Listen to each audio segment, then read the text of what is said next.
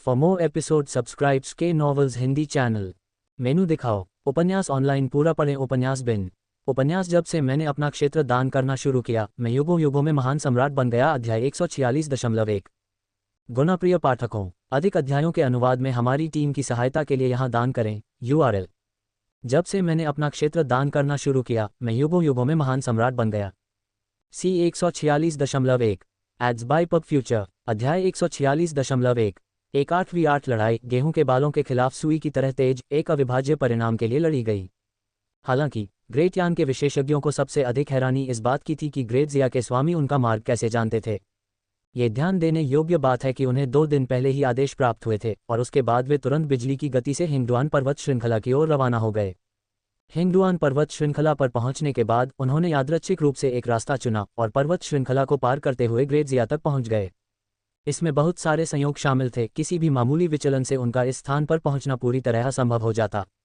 इस प्रक्रिया के दौरान वे 8 लोग भोजन और आवास के लिए एक साथ रहे, एक दूसरे को सहयोग दिया और एक दूसरे पर नजर रखी तथा सूचना लीक होने की कोई संभावना नहीं थी। तो फिर महान जिया ने उनका मार्ग कैसे पता लगाया और पहले से घात कैसे लगाया? लेकिन जाहिर है अब उनके पास इस बारे में सोचने की सुविधा नहीं है। इस समय सबसे महत्वपूर्ण बात ग्रेट जिया के विशेषज्ञों से निपटना है। हालांकि ग्रेट जिया से इन्नेट मास्टर अप्रत्याशित रूप से शक्तिशाली है। आप घातक विद्वान को एक हाथ में तलवार चलाते और दूसरे हाथ से छिपे हुए हथियार फेंकते हुए देख सकते हैं, जिससे उसका प्रतिद्वंद्वी बेहद परेशान हो जाता है। हालांकि वाइन स्वॉर्ड इम्मोर्टल केवल तलवारबाजी ही जानता है, लेकिन उसकी तलवार जीवंत प्रतीत होती है, मानो वह उसकी भुजा का ही विस्तार हो। उसकी चाल अविश्वसनीय रूप से लचीली और बहुमुखी है तथा आश्चर्यजनक रूप से शक्तिशाली है। उनके प्रतिद्वंद्वी एल्ड झाओ, जो एक शीर्ष एस्ट्रल क्यूई स्तर के विशेषज्ञ थे, आश्चर्यजनक रूप से उन्हें कम समय में हरा नहीं सके। चाई युक्सिन भी बहुत शक्तिशाली थी।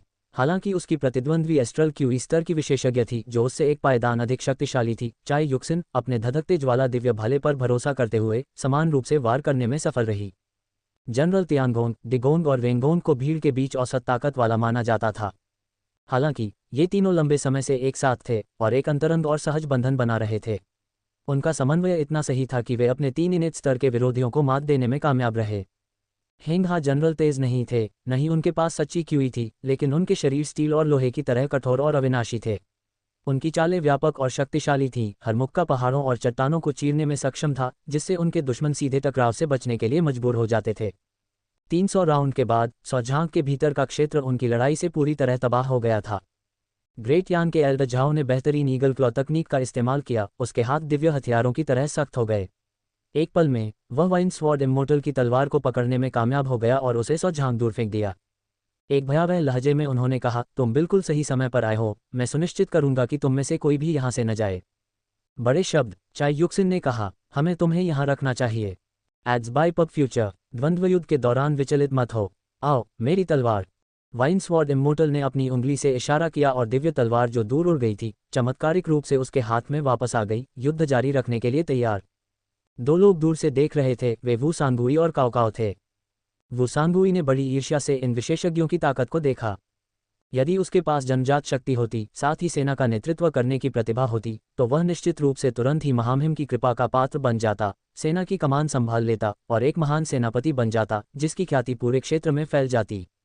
काओकाओ केवल शत्रु और मित्र के बीच की बाधाओं का अवलोकन और विश्लेषण कर रहा था। तभी वह ग्रेट यान के विशेषज्ञों को हराने के लिए सावधानीपूर्वक व्यवस्था कर सकता था। हालांकि वह मार्शल आर्ट भी जानता था, वह केवल दूसरे दर्जे के स्तर तक ही पहुंचा था। उसकी दृष्टि सीमित थी और वह ज्यादा विश्लेषण नहीं कर सकता था। इसलिए उसने अपना सिर घुमाया और पूछा, भगवान वो, आपको क्या लगता है कि दोनों पक्षों के लिए क्या संभावनाएं हैं? क्या हमारा महान जिया जीत सकता है? यह वू सांगुई ने कुछ देर सोचा और फिर धीरे से बोला, सच बताऊं लॉर्ड काओ, उनकी लड़ाई बराबरी की है। मैं नहीं बता सकता कि कौन मजबूत है या कमजोर, कौन जीतेगा या हारेगा, लेकिन हमारे महान जिया के जीतने की संभावना थोड़ी बेहतर है। काओकाओ ने हैरान होकर पूछा, ऐसा कैसे? देखो प्रभु काओ, वू सांगुई ने आगे इशारा किया, इस बार हमने घातक विद्वान हेंगहा जनरलों के साथ साथ जनरलों तियानगोंग, डिगोंग और वेंगोंग को भी भेजा है। ये सभी नए लोग हैं और दुश्मन को उनके बारे में बहुत कम जानकारी है। जैसा कि कहावत है, अगर आप दुश्मन को जानते हैं और खुद को जानते हैं, तो आपको 100 लड़ाइयों के परिणाम से डरने की जरूरत नहीं है। दुश्मन हमारे बारे में बहुत कम जानता है, जबकि हम उनके बारे में बहुत कुछ जानते हैं, जिससे हमें बहुत फायदा होता है। इसलिए जब ताकतें तुलनीय होती हैं, तो हमारे पक्ष के जीतने की संभावना अधिक होती है। काओ काओ ने सहमति में सिर हिलाया, हम ठीक कहा। अब हम बस एक सफलता की प्रतीक्षा कर रहे हैं। वुसांगुई ने आगे कहा, जब तक हमारे विशेषज्ञ थोड़ी सी भी बढ़त हासिल कर लेते हैं और दोनों पक्षों के बीच संतुलन बिगाड़ देते हैं, जीत का तराजू अनिवार्य रूप से हमारे पक्ष में झुक जाएगा। काओ काओ ने फिर सिर हिलाया, वाकई बहुत उचित है, यही मैं सोच रहा था। लॉर्ड वु, क्या आपको लगता है कि ऐसा कोई तरीका है जिससे हम किनारे से सहायता कर सकें और अपनी निष्क्रिय स्थिति को सक्रिय बना सकें? ये काफ़ी मुश्किल है। सहज की लड़ाई ऐसी चीज़ नहीं है जिसमें हम आम लोग हिस्सा ले सकें। नहीं, हमारे पास अभी भी कुछ हद तक भाग लेने के तरीके हैं। काओ काओ ने एक रहस्यमयी मुस्कान प्रकट की और वुसेंगुई से फुसफुसाया, भगवान वु, आपको सैन्य शिविर में वापस जल्दी जाना चाहिए। और फिर ये सुनते ही वुसांगवी की आंखों में खुशी की झलक दिखाई दी और वह तुरंत मुड़कर चला गया। काओ काओ अपने सामने हो रहे महान युद्ध को देखता रहा और अपने आप से बुदबुदाता रहा, यदि हम कुछ इनेट्स को बचा सकें तो ये सैन्य अभ्यास और भी अधिक उत्तम होगा। इस प्रकार 300 राउंड और चले, लेकिन किसी भी पक्ष को बढ़त हासिल नहीं हुई। हर कोई गुस्से में था, कोई भी दूसरे के आगे झुकने को तैयार नहीं था। हालांकि 800वें राउंड के बाद एक महत्वपूर्ण मोड़ आया। वुसांगुई महिला सैनिकों की एक टुकड़ी का नेतृत्व करते हुए प्रकट हुई। महिला सैनिकों का ये समूह कोई और नहीं बल्कि चाई युक्सिन की फीनिक्स महिला सेना थी, जिसे वह युद्ध के मैदान की अग्रिम पंक्ति में लेकर आया था। वहां पहुंचते ही उन्होंने बिना कुछ कहे अपनी युद्ध संरचना स्थापित कर ली। बहनों, तैयार हो जाओ, आक्रमण करना। 3000 लोगों की एक भयानक सेना आगे बढ़ी। ये शक्ति एक एस्ट्रल क्यू मास्टर के प्रहार के बराबर थी। ये तुरंत ही त्यानगोंग, दिगोंग और रेंगोंग के सामने खड़े 3 इनेट जनरलों की ओर बढ़ गया। वे तीनों बहुत घबरा गए। ये तो बुरी बात है। उन्हें इस बल से एक खतरनाक आभा का एहसास हुआ। उन्हें बचकर निकलना होगा, अन्यथा या तो वे मर जाएंगे या गंभीर रूप से घायल हो जाएंगे। उनमें से 2 ने तुरंत प्रतिक्रिया की, लेकिन तीसरा एक कदम पीछे था और बल से उसकी पीठ पर चोट लग गई। ऐसा लगा जैसे किसी विशाल पर्वत से उस पर प्रहार हुआ हो, जिससे उसकी त्वचा फट गई और मांस फट गया। जमीन पर गिरते ही उसने पोक की आवाज के साथ खून थूक दिया और उसका चेहरा कागज की तरह पीला पड़ गया। ये दृश्य देखकर तीनों सेनापतियों त्यानगोंग, दिगोंग और रेंगोंग को खुशी का अनुभव हुआ। यह एक उत्तम अवसर था। उन तीनों ने बिना किसी पूर्व सहमति के एक साथ मिलकर काम किया, हथेली, मुट्ठी और पैर से प्रहार करके विरोधियों की हड्डियां तोड़ दी और मांस और खून को धुंधला कर दिया। इस प्रकार महान यान का एक सहज गुरु गिर गया। इस अचानक घटनाक्रम ने सभी को चौंका दिया। ग्रेट जिया के लिए यह मुख्य रूप से एक सुखद आश्चर्य था। Ads by PubFuture, great Yan के लिए यह आतंक था। उनका एक इनेट अभी चला गया। 7वीं एट, ये युद्ध कैसे लड़ा जाना चाहिए। झाओ इतना क्रोधित था कि उसका पूरा शरीर कांप उठा। महान जिया, तुम में कोई सैन्य निष्ठा नहीं है। दूसरों को छिपकर हमला करने देना एक महान राज्य होने के लिए कितना अयोग्य है। चाई युक्सिन ने दिल खोलकर हंसते हुए कहा, अब जब हम युद्ध में हैं तो सैन्य अखंडता के बारे में बात करने का क्या मतलब है। बेशक ये सब इस बारे में है कि दुश्मन को कैसे मारा जाए। बहनों, आपने शानदार काम किया है। प्रशंसा के लिए धन्यवाद जनरल। फीनिक्स महिला सेना उत्साहित और बेहद खुश थी। इस बिंदु पर 8वीं 7 की स्थिति के साथ ही फीनिक्स महिला सेना, जिसकी ताकत इनेट्स के बराबर हो सकती थी, जीत का तराजू पहले ही ग्रेट जिया की ओर झुकना शुरू हो गया था। 3 जनरलों त्यानगोंग, दिगोंग और रेंगोंग ने अन्य 2 इनेट्स को रोक दिया। फीनिक्स महिला सेना ने एक बार फिर हमला किया और एक भयानक बल सामने आया। फिर एक अन्य व्यक्ति गंभीर रूप से घायल हो गया और 3 जनरलों त्यानगोंग, दिगोंग और रेंगोंग की अराजक मुट्ठियों से पीट कर उसकी हत्या कर दी गई। ग्रेट यान का दूसरा इनेट मास्टर गिर गया था। इस प्रकार अब स्थिति 8 बनाम 6 हो गई थी और ग्रेट यान के लिए चीजें बहुत गंभीर लग रही थीं। चाई युक्सिन एक बार फिर जोर से हंसी, हाँ ये सही है। इसे जारी रखो बहनों, जब हम वापस आएंगे तो मैं आप सभी की सराहना करूंगी। ऐसा लगता है कि हम ये लड़ाई जीत जाएंगे। वाइन्सवॉर्ड इमोर्टल अपने दुश्मनों से लड़ते हुए दिल खोलकर हंसा। अभी कौन था जिसने अहंकार से दावा किया था कि वे हम सभी को पकड़ लेंगे। देखो अब कौन नुकसान में है, हाँ हाँ। उनके प्रतिद्वंद्वी ओल्ड झाओ के चेहरे पर उदासी छा गई थी और वे बेहद नाखुश दिख रहे थे। इस समय त्यानगोंग, दिगोंग और रेंगोंग ने ग्रेट यान के इनेट से निपटने के लिए सेना में शामिल हो गए। 3 बनाम 1 के लाभ के साथ उन्होंने जल्दी से उसे वश में कर लिया। ग्रेट यान का तीसरा इनेट मास्टर गिर गया। लगातार 3 मौतों के बाद एल्डर झाओ ने देखा कि स्थिति गंभीर थी और चिल्लाया, पीछे हटो। ग्रेट यान के इनेट्स ने अपने विरोधियों को छोड़ दिया और अपनी जान बचाने के लिए बिजली की गति से हिंगडुआन पर्वत श्रृंखला से पीछे हट गए। हालांकि चाई युक्सिन, 9 तलवार अमर और अन्य ने उनका पीछा किया। उन्होंने तभी पीछा करना बंद किया जब दुश्मन नजरों से ओझल हो गया और फिर विजयी होकर वापस मैदान में लौट आए। तारांकन तारांकन तारांकन TLN फिर से धन्यवाद डैनी एन। 29/55 हम वर्तमान में भर्ती कर रहे हैं। CNKR JP अनुवादकों मिटलर्स का स्वागत है। Discord server URL ads by PubFuture. संपर्क टॉस साइट मैप दान करें मेनू दिखाओ। उपन्यास ऑनलाइन पूरा पढ़ें उपन्यास बिन। उपन्यास जब से मैंने अपना क्षेत्र दान करना शुरू किया, मैं युगों युगों में महान सम्राट बन गया। अध्याय 146.2।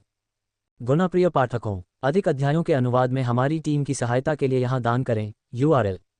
जब से मैंने अपना क्षेत्र दान करना शुरू किया, मैं युगों युगों में महान सम्राट बन गया। C 146.2। पब फ्यूचर द्वारा विज्ञापन। अध्याय 146.2। 3 दिन बाद ग्रेट जिया कोर्ट के भीतर। काओ काओ की रिपोर्ट सुनने के बाद लिन बेईफान बहुत खुश हुआ। इस दक्षिणी अभियान में आपने न केवल ग्रेट यान के 42 शहरों पर कब्जा कर लिया है, 6 मिलियन टेल का सामान जब्त कर लिया है, बल्कि आपने ग्रेट यान के 3 इनेट विशेषज्ञों को भी मार डाला है। ये जीत शानदार है और इसने हमारे देश की प्रतिष्ठा को बहुत बढ़ा दिया है। मंत्री काओ, आपने इस युद्ध की शुरुआत से लेकर अंत तक कमान संभाली है, इसलिए आपको सर्वोच्च श्रेय दिया जाना चाहिए। इसके अलावा जब से आपने युद्ध मंत्रालय में पदभार संभाला है, आपका काम शानदार रहा है। सैन्य अकादमी के उपाध्यक्ष के रूप में सेवा करने के बाद से आपने मेरे लिए कई बेहतरीन जनरलों को भी तैयार किया है। आपकी योग्यताएं पर्याप्त से अधिक हैं, इसलिए मैं अब आपको युद्ध मंत्रालय के उपमंत्री के रूप में नियुक्त कर रहा हूं, 3रे दर्जे की आधिकारिक रैंक के साथ, और आप अस्थायी रूप से युद्ध मंत्रालय के सभी मामलों के प्रभारी होंगे। इसके अलावा मैं आपको 10,000 टेल चांदी और बढ़िया रेशम और साटन के 10 बोल्ट पुरस्कार में दे रहा हूं। काओ काओ बहुत खुश हुआ। उसके दीर्घकालिक प्रयास और समर्पण को अंततः फल मिला था। फिर उन्होंने ऊंची आवाज में अपना आभार व्यक्त किया। महाराज, आपकी महान दयालुता के लिए धन्यवाद। जनरलों तियानगोंग, डिगोंग और रेंगोंग, अपने खिताब प्राप्त करने के लिए आगे आओ। तीनों सेनापति बाहर आए, आदरपूर्वक झुके और बोले, महाराज। लिन बेईफान ने जोर से कहा, जनरलों, आप सभी ने इस ऑपरेशन में असाधारण प्रदर्शन किया है। मैंने सुना है कि आप सभी ने महत्वपूर्ण प्रगति की है और जनरल बनने के योग्य हैं। इसलिए मैं अब आधिकारिक तौर पर आपको जनरल तियानगोंग, जनरल डिगोंग और जनरल रेंगोंग की उपाधियां प्रदान करता हूं। 3रे दर्जे के पद के साथ 400,000 की सेना की कमान संभालते हैं। उन्हें न केवल तृतीय श्रेणी के अधिकारी नियुक्त किया गया था, बल्कि उन्हें 400,000 सैनिकों की कमान भी सौंपी गई थी। ग्रेट जिया में इसे पहले से ही एक उच्च रैंकिंग वाला अदालत अधिकारी माना जाता था। तीनों सेनापति बहुत खुश हुए। महामहिम, आपकी महान दयालुता के लिए धन्यवाद। हम अपने आप को पूरी तरह समर्पित कर देंगे और मरते दम तक सेवा करेंगे। इसके बाद लिन बेईफान ने युद्ध में अच्छा प्रदर्शन करने वालों को सम्मानित करना और पुरस्कृत करना जारी रखा तथा प्रत्येक को उदार पुरस्कार प्रदान किए। यहां तक कि वुसांगुई को 4थे दर्जे के जनरल का पद भी दिया गया था, जिसके पास 30,000 सैनिकों की सेना थी। इस प्रकार स्वाभाविक रूप से सभी लोग बहुत खुश थे। दूसरी ओर ग्रेट यान के शेष विशेषज्ञ अंततः दयनीय स्थिति में ग्रेट यान की राजधानी शहर में वापस भाग गए तथा घटना की सूचना महामहिम को दी। पब फ्यूचर द्वारा विज्ञापन। खबर सुनकर महान यान सम्राट को इतना सदमा लगा कि वह लगभग गिर पड़ा। मेरे 3 महान यान इनेट मर गए हैं। महान जिया द्वारा मारे गए। झाओ ने अपराध बोध से भरे चेहरे के साथ उत्तर दिया, हाँ महाराज, हमारे 3 साथियों को ग्रेट जिया के विशेषज्ञों ने मार डाला। जैसे ही हम हिंगडुआन पर्वत श्रृंखला को पार कर रहे थे, उन्होंने हमें खोज लिया और हमें रोकने के लिए मास्टर्स भेजे। हमारे 3 साथी बिना किसी चेतावनी के उनके हाथों में पड़ गए। मैंने आपकी पवित्र कृपा को विफल कर दिया है, कृपया मुझे सजा दें महाराज। हम आपकी पवित्र कृपा से वंचित रह गए हैं, कृपया हमें दंड दीजिए महाराज। अन्य जन्मजात गुरुओं ने एक स्वर में कहा। ग्रेट यान के सम्राट यान ने अपने सामने खड़े इनेट्स को देखा और एक गहरी सांस छोड़ी। ये लोग उनके महान जिया के स्तंभ थे, वह उन्हें दंडित करने का साहस कैसे कर सकता था। इसके अलावा उन्हें दंडित करना आसान नहीं था, क्योंकि वे जन्मजात विशेषज्ञ थे, अनियंत्रित, अत्यधिक अभिमानी, और वे कैसे स्वेच्छा से दंड स्वीकार कर सकते थे। यदि वह सचमुच उन्हें दंडित कर दे तो इससे लोग निराश हो जाएंगे। एक बार लोगों के दिल बिखर गए तो टीम का नेतृत्व करना मुश्किल हो जाएगा। उन्होंने इन व्यक्तियों को दोष नहीं दिया, बल्कि उन्होंने ग्रेट जिया को दोषी ठहराया। यदि ग्रेट जिया न होता तो उसे 3 इनेट सहित इतने सारे सैनिकों को नहीं खोना पड़ता। तुमने कुछ गलत नहीं किया है, तो मैं तुम्हें सजा क्यों दूं? ये सब ग्रेट जिया की वजह से है। अगर वे नहीं होते तो मैं इतने सारे हीरो नहीं खोता। ये सच में मेरा दिल तोड़ देता है। महान यान सम्राट ने अपनी छाती पीटते हुए और पछतावे में पैर पटकते हुए कहा, अगर मुझे पता होता तो मैं तुम्हें कभी नहीं भेजता। मैं भी दोषी हूँ। अगर किसी को सजा मिलनी चाहिए तो वो मुझे मिलनी चाहिए। मैंने तुम सबको निराश किया है महाराज। हर कोई मदद नहीं कर सका, लेकिन पुकारा। सम्राट की दुखद स्थिति देखकर उनके प्रति उनका आदर बढ़ गया। ये वास्तव में बुद्धिमान शासक था जिसका उन्हें अनुसरण करना चाहिए। महान यान सम्राट ने कड़वी मुस्कान के साथ कमजोरी से अपना हाथ हिलाया। ठीक है, आप सभी ने कड़ी मेहनत की है, वापस जाओ और आराम करो। मेरा दिल अभी भारी है, मैं थोड़ी देर के लिए अकेला रहना चाहता हूँ। हाँ महाराज। भीड़ अपने चेहरों पर गमगीन भाव लिए वापस चली गई। सभी के चले जाने के बाद महान यान सम्राट ने अपना चेहरा शांत किया। वह कम परेशान लेकिन अभी भी गुस्से में दिख रहा था। महान जिया, धिक्कार है महान जिया। मैं कसम खाता हूं कि जब तक मैं अपना बदला नहीं ले लूंगा, मैं चैन से नहीं बैठूंगा। पब फ्यूचर द्वारा विज्ञापन। इस समय तक ग्रेड्स मिलिट्री अकादमी के सभी कैडेट्स स्नातक हो चुके थे। इस ऑपरेशन में उनके उत्कृष्ट प्रदर्शन के कारण उन्हें लिन बेइफान द्वारा पदोन्नत और सम्मानित किया गया और फिर विभिन्न सेनाओं को सौंपा गया। जनरलों तियानगोंग, डिगोंग और रेंगोंग ने भी अपने नए पद संभाल लिए। उन तीनों के पास 400,000 की सेना थी और अब वे नए रंगरूटों के एक समूह को प्रशिक्षण दे रहे थे जो लड़ाकू भावना से भरे हुए दिखाई दे रहे थे। इसी समय लिन बेइफान वहां पहुंचे। तीनों जनरल बहुत चौंक गए और तुरंत ही बैरकों से बाहर निकलकर उनके स्वागत के लिए निकल पड़े। महाराज जी को नमस्कार, महाराज अमर रहें। लिन बेइफान ने प्रसन्न भाव से कहा, जनरलों, अब आपने अपना पदभार संभाल लिया है, क्या अब आपको इसकी आदत हो गई है? महाराज को सूचित करें कि हम बहुत अच्छी तरह से अनुकूलन कर रहे हैं। जनरल रेंगोंग ने उत्साहपूर्वक कहा, हमारे प्रशिक्षण के तहत हमारे सैनिकों को मजबूत होते देखना बहुत संतुष्टि की अनुभूति देता है। ये सैनिक हमारे नेतृत्व वाले सैनिकों से कहीं बेहतर हैं। सचमुच महाराज, इस बूढ़े व्यक्ति को यहाँ अपनापन महसूस हुआ है। जनरल डिगोंग ने मुस्कुराते हुए कहा, ये सब आपकी कृपा का ही परिणाम है, हम आपके सदैव आभारी रहेंगे। जनरल तियानगोंग ने, जो अधिक मधुरभाषी थे, प्रशंसा की। बस अपने आप को ढाल लो और तुम ठीक हो जाओगे। मैं इस बार तुम्हें एक महत्वपूर्ण मामला सौंपने आया हूँ। लिन बेइफान की अभिव्यक्ति गंभीर हो गई। तीनों सेनापतियों ने एक दूसरे की ओर देखा, फिर हाथ जोड़कर प्रणाम किया और एक स्वर में बोले, महाराज कृपया आज्ञा दीजिए। लिन बेइफान ने कहा, आप तीनों ही जादू की कला में निपुण हैं, जो आपका फायदा है। मैं आपसे पूछता हूँ, युद्ध के मैदान में आप जादू की कला का सबसे बेहतरीन तरीके से उपयोग कैसे कर सकते हैं? जनरल रेंगोंग ने कुछ उलझन में आंखें झपकाईं, क्या ये दुश्मन की सेना को मोहित करके उन्हें भगाने के लिए नहीं है? लिन बेइफान ने अपना सिर हिलाया, बिल्कुल नहीं। ये तरीका अंततः त्रुटिपूर्ण है क्योंकि यह एक सेना को मोहित कर सकता है, लेकिन यह विरोधियों के मजबूत योद्धाओं को बिल्कुल भी मोहित नहीं कर सकता है। कभी कभी एक मजबूत योद्धा 1000 सैनिकों के बराबर हो सकता है। यदि आप उससे निपटते नहीं हैं, भले ही आप उसके सभी सैनिकों को दलबदल करवा दें, फिर भी यह बेकार रहेगा। तीनों सेनापति चुप हो गए। ये वास्तव में एक समस्या थी, एक अपरिहार्य समस्या।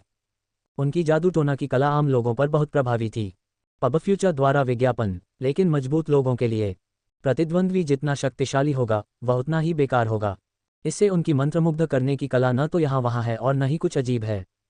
लिन बेइफान ने तब पूछा, क्या आप युद्ध संरचना में सक्षम सेना को प्रशिक्षित करना चाहते हैं? हाँ, हम इसका सपना देखते हैं। जनरल डिगोंग ने बिना किसी हिचकिचाहट के कहा, एक ही संख्या में सैनिकों के साथ एक युद्ध संरचनाओं में पारंगत और दूसरा नहीं, ताकत कई गुना भिन्न होती है। लेकिन केवल इच्छा करना बेकार है क्योंकि ऐसी सेना को प्रशिक्षित करना विशेष रूप से कठिन है। यह ऐसा कुछ नहीं है जिसे केवल कड़ी मेहनत करके हासिल किया जा सके। वास्तव में युद्ध संरचना में कुशल सेना को प्रशिक्षित करना बहुत कठिन है। जनरल तियानगोंग ने दुख जताते हुए कहा, यहाँ तक कि शक्तिशाली राजवंश भी इतनी सारी सेनाओं को प्रशिक्षित नहीं कर सकते। इतना प्रयास करने के बजाय कुछ और विशेषज्ञों की भर्ती करना बेहतर है। मुझे आपके समक्ष ये स्वीकार करना होगा कि जनरल चाई द्वारा प्रशिक्षित फीनिक्स महिला सेना पहली सेना है जिसे हमने युद्ध संरचना में सक्षम देखा है। जनरल रेंगोंग ने व्यंग्यात्मक मुस्कान के साथ कहा, यदि हम ऐसी सेना को प्रशिक्षित करना भी चाहें तो भी हमारे पास ऐसा करने की क्षमता और अवसर का अभाव है। लिन बेइफान ने मुस्कुराते हुए अपना सिर हिलाया, नहीं, दूसरों को अवसर नहीं मिल सकता है, लेकिन आप तीनों के पास एक बढ़िया मौका है।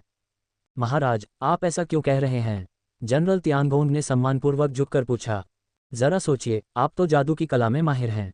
अगर आप पूरी सेना को मोहित कर सकें, उनके दिल और दिमाग को एक कर सकें, तो क्या आपको युद्ध की रणनीति बनाने का मौका नहीं मिलेगा? तीनों जनरलों की आंखें चमक उठीं। ठीक है, मैंने यह बात कैसे नहीं सोची। युद्ध संरचना में सक्षम सेना तैयार करने के लिए 2 शर्तें पूरी होनी चाहिए। एक तो ये कि युद्ध संरचना का आरेख बनाया जाए और दूसरा ये कि पूरी सेना को निर्बाध सहयोग करने के लिए बाध्य किया जाए तथा सभी सैनिक एकजुट हों।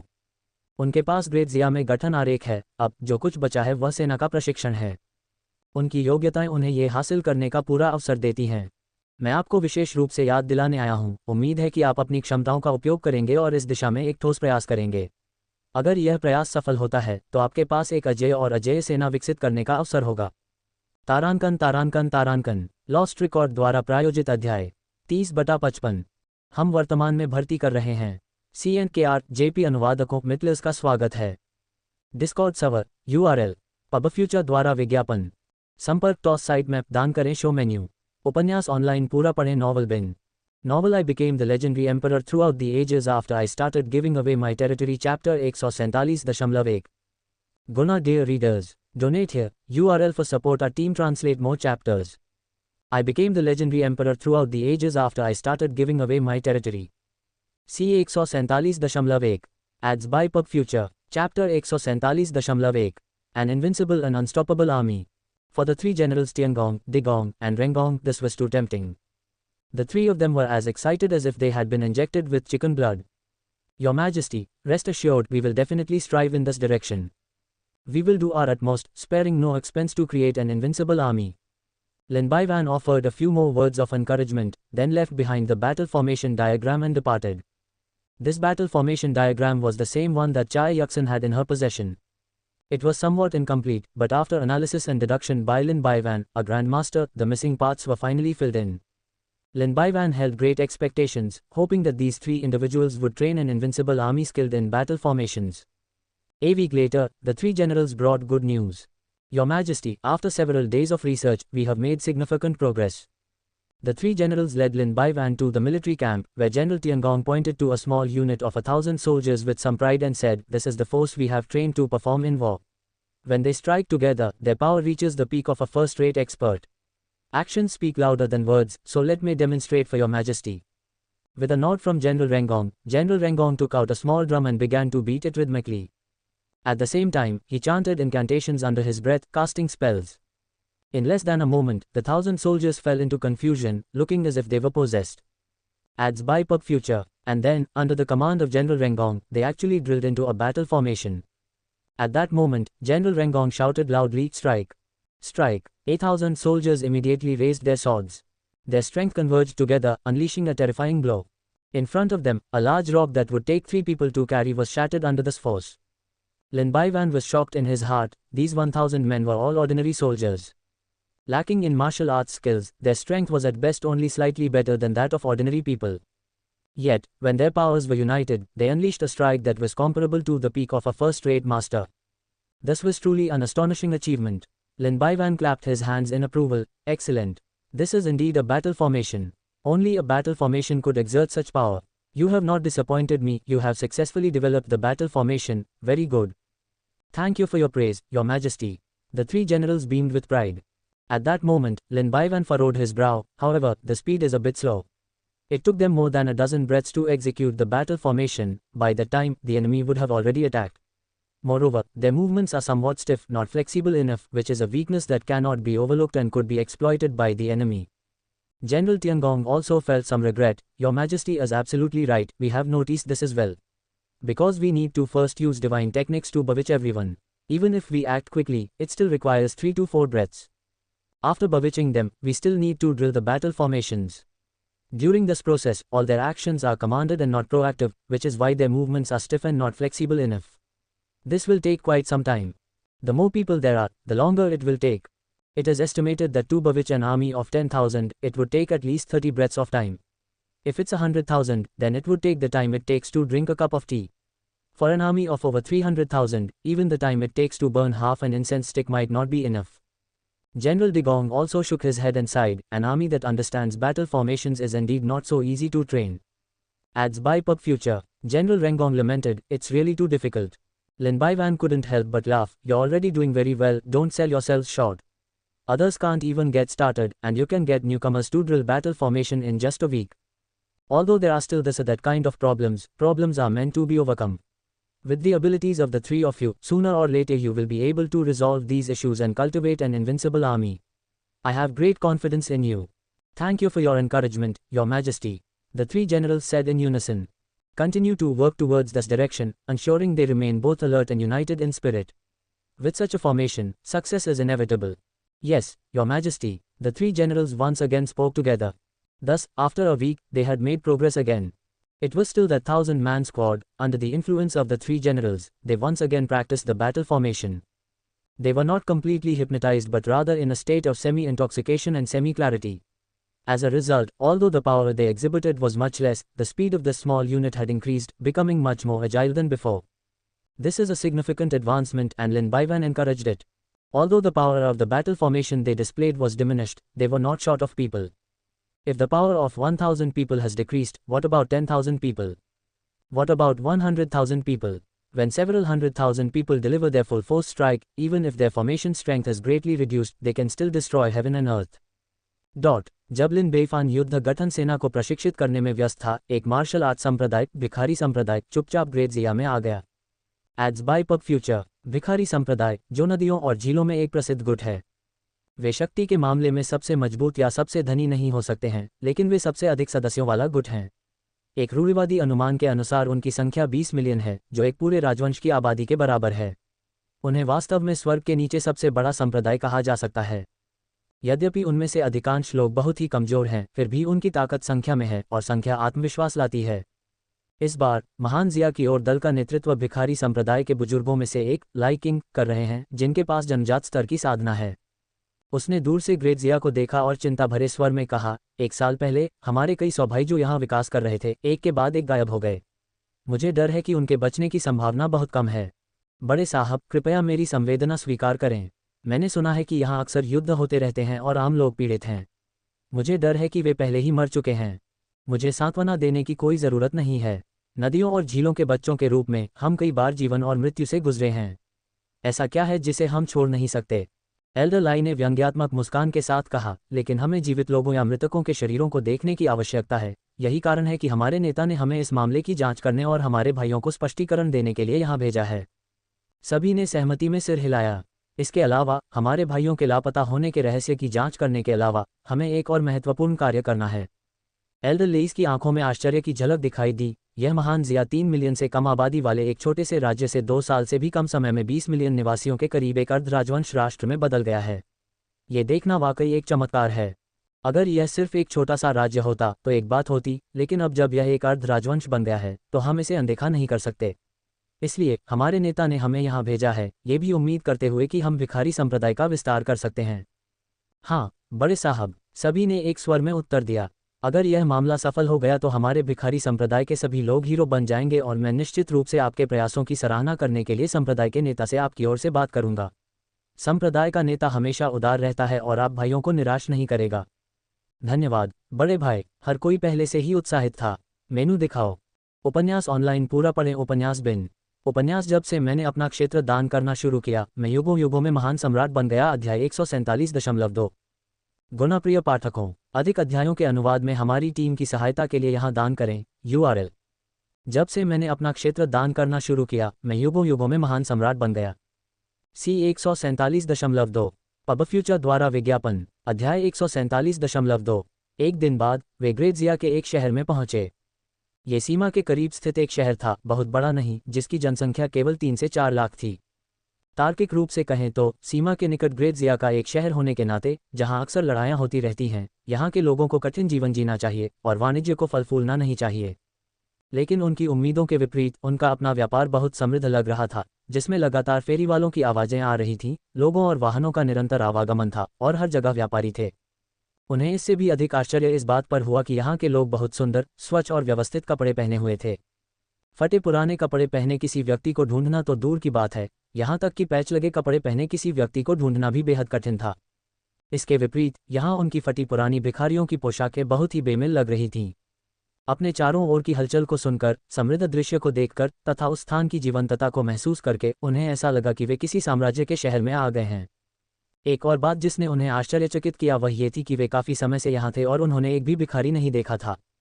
इस समय वे ग्रैंड व्यू गार्डन में प्रवेश कर रही दादी लियू की तरह थे, जो यहाँ की हर चीज़ के बारे में जिज्ञासा से भरी हुई थीं।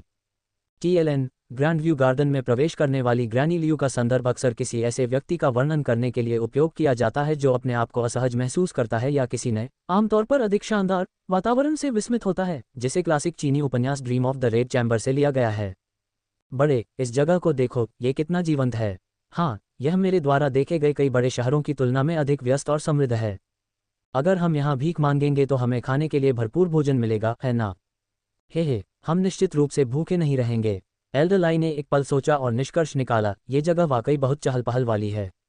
लगता है स्थानीय मजिस्ट्रेट एक अच्छा अधिकारी है।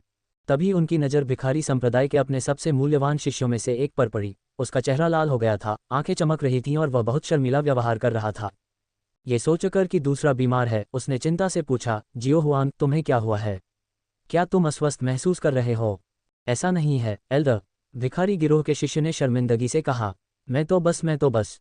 वह झिझका, फिर कबूल किया, मुझे बहुत शर्म आ रही है। क्या मैं जाकर दूसरे कपड़े पहन सकता हूँ? शर्मिंदा, एल्डर लाई ने आश्चर्य से आंखें झपकाईं। उसकी निगाहों का अनुसरण करते हुए उसने देखा कि कई लोग उनकी ओर इशारा कर रहे थे और उनके बारे में कानाफूसी कर रहे थे। उनकी आंखें घृणा से भरी हुई थीं। पब फ्यूचर द्वारा विज्ञापन। विभिन्न प्रकार के अपमान और गंदी भाषाएं सुनते ही उसके कान खड़े हो गए। उधर देखो, वास्तव में एक भिखारी है। बहुत दिनों बाद मैंने कोई भिखारी देखा है। क्या नया है? मैं उसे अच्छे से देखूंगा। कौन जानता है कि मुझे फिर कब मौका मिलेगा। उन्हें देखो, वे कितने दयनीय दिख रहे हैं। क्या हमें उन्हें कुछ स्टीम्ड बंस देने चाहिए? आप उन्हें कुछ नहीं दे सकते। भिखारी सभी आलसी लोग हैं, सहानुभूति के बिल्कुल भी लायक नहीं हैं। ये सच है, उनके हाथ पैर तो हैं, पर वे काम नहीं करते। वे सब कूड़ा कचरा हैं, सहानुभूति के पात्र नहीं हैं। ये समाज के गंदे लोग हैं, इन्हें खत्म कर देना चाहिए। सच तो यह है कि इतने वर्षों तक भिखारी रहने के कारण वे इस तरह की निंदा के आदी हो गए हैं। लेकिन ये लोग जो शब्द बोलते हैं वे सीधे दिल से निकलते प्रतीत होते हैं और वे उन्हें अंदर से बहुत असहज महसूस कराते हैं।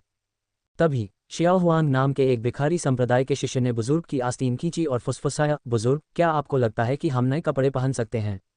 बाहर जाने से पहले कुछ साफ कपड़े पहन लें। हाँ बड़े, मैं भी अपने कपड़े बदलना चाहता हूँ और नहाने का मौका लेना चाहता हूँ। अन्यथा मैं सचमुच खुद को सार्वजनिक रूप से दिखाने का सामना नहीं कर सकती। अन्य लोग भी विनती करने लगे। एल्डर लाई ने जोर से चिल्लाते हुए कहा, इसमें शर्म की क्या बात है? हम सभी भिखारी संप्रदाय के अनुयायी हैं, ईमानदारी से अपना जीवन जीते हैं और सीधे बैठते हैं। हम सभी इस दुनिया के अच्छे इंसान हैं। इसलिए मैं चाहता हूं कि आप सभी अपना सिर ऊंचा रखें और अपनी छाती फुलाएं।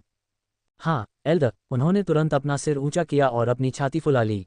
कपड़े फट गए और कुछ निजी अंग दिखने लगे। भीड़ जोर से हंसने लगी। भिक्षुक संप्रदाय के शिष्य और भी लज्जित हुए और विनती करने लगे, बड़े साहब कृपया। एल्डर लाई ने कमजोरी से अपना हाथ हिलाया, भूल जाओ, चलो दूसरे कपड़े पहन लें। आधी अगरबत्ती के बराबर समय के बाद वे अंततः साफ कपड़ों में बाहर आए। हालांकि वे साफ थे, लेकिन कपड़ों पर कई जगह पैच लगे हुए थे, जिससे वे भिखारियों जैसे दिख रहे थे। बाहरी लोगों का सामना करते समय भी उन्हें गर्व से सिर उठाना कठिन लगता था। केवल एल्डर लाई का हृदय मजबूत था, वह अफवाहों और गपशप से नहीं डरता था, इसलिए उसने अपने कपड़े बदलने की भी जहमत नहीं उठाई। इस प्रकार भिखारी संप्रदाय के शिष्यों ने उनसे स्वयं को दूर कर लिया तथा ऐसा दिखावा किया कि वे उन्हें जानते ही नहीं।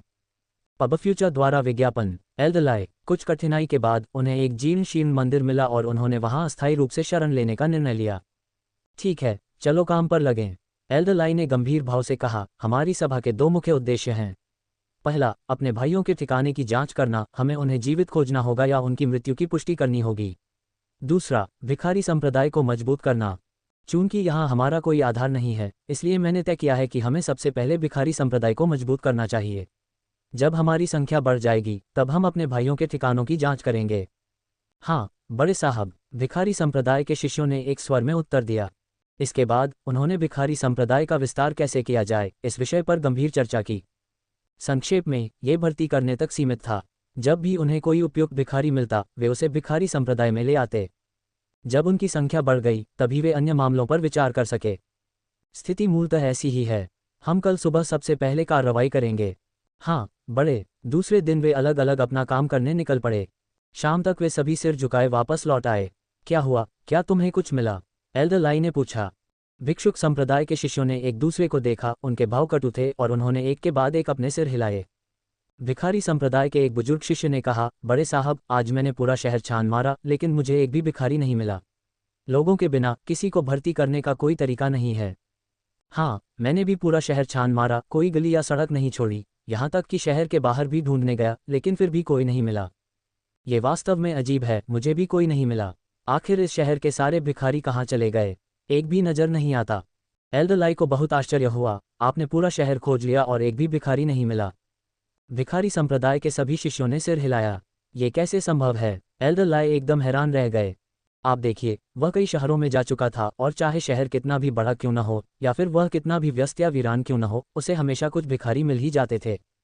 पब फ्यूचर द्वारा विज्ञापन। कुछ के पास कुछ 100 तो कुछ के पास दसियों हजार थे, लेकिन यहाँ एक भी न मिलना, क्या ये संभव है? इस समय भिखारी संप्रदाय के एक बुजुर्ग शिष्य ने कहा, बुजुर्ग, मैंने कुछ जानकारी एकत्र की है। शहर के कई सक्षम लोग सड़क बनाने या जमीन साफ करने और खेती करने के लिए बाहर गए हैं। शायद वे भिखारी भी काम पर गए हों। अच्छा चलो अब देख लें।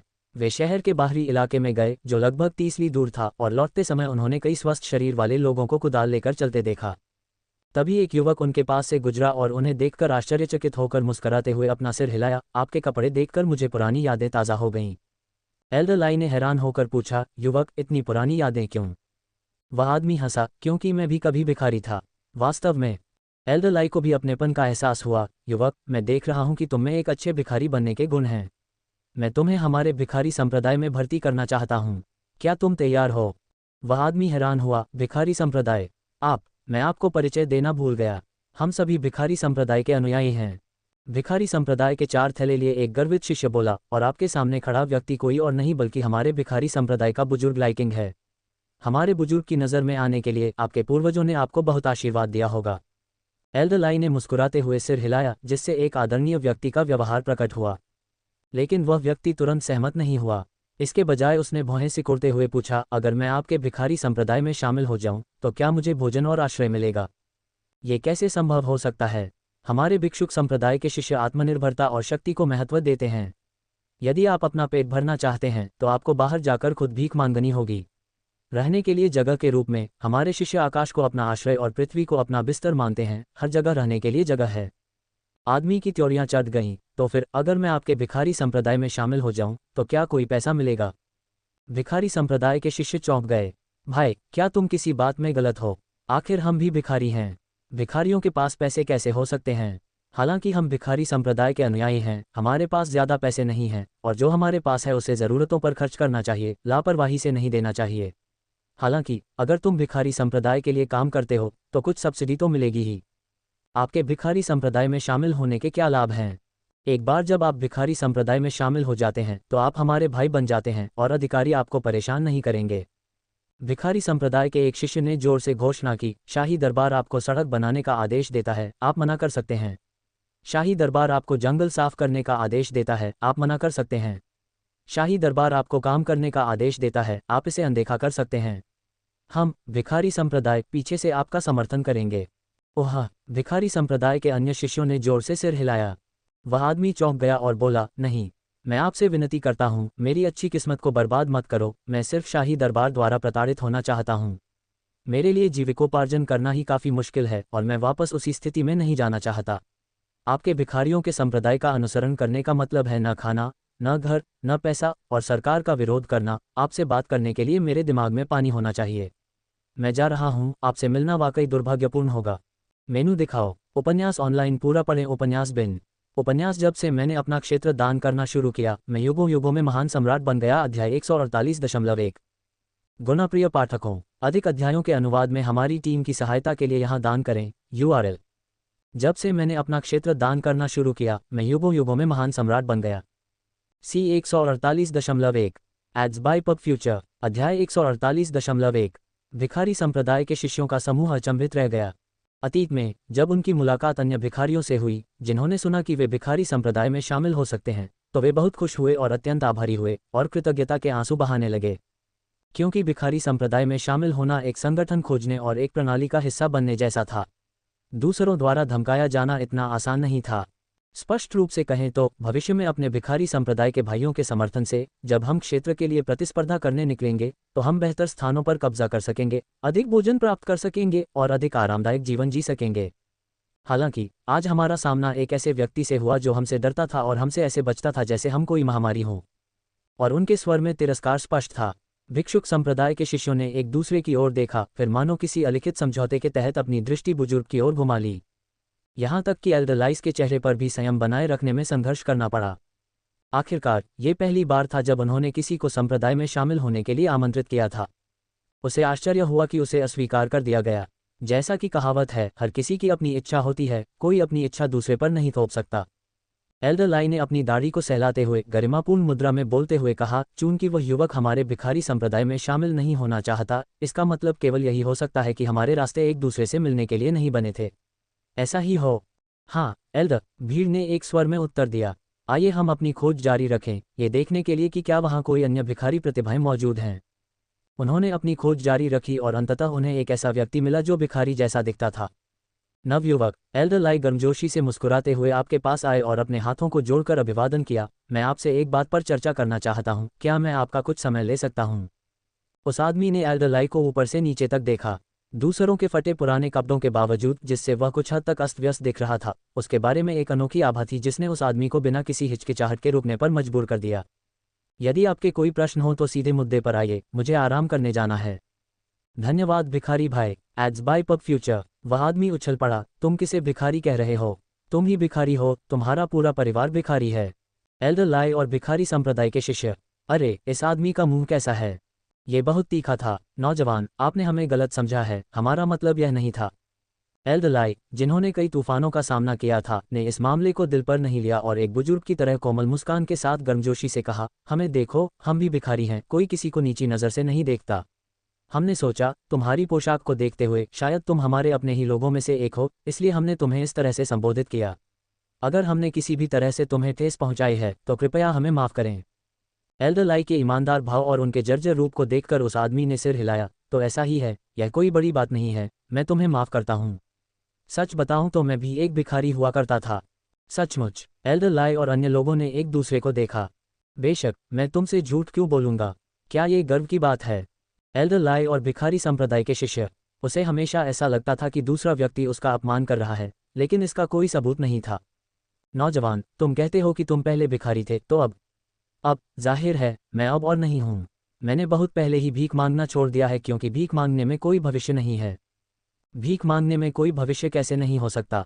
भिखारी संप्रदाय के एक शिष्य ने बहस करते हुए कहा, यदि आप अच्छे से भीख मांगते हैं तो आपको हमारे भिखारी संप्रदाय में शामिल होने का मौका मिलता है। एक बार जब आप हमारे भिखारी संप्रदाय में शामिल हो जाते हैं तो आप हमारे शिष्यों में से एक बन जाते हैं। भिखारी संप्रदाय में हम सभी भाई जैसे हैं, और जब आप बाहर निकलते हैं तो आपको दूसरों द्वारा धमकाया नहीं जाएगा। यदि आप असाधारण रूप से प्रतिभाशाली हैं और हमारे भिखारी संप्रदाय में बहुत योगदान देते हैं तो आपको एक बैग शिष्य, 2 बैग शिष्य बनने का अवसर भी मिल सकता है, रैंक में ऊपर चढ़ना।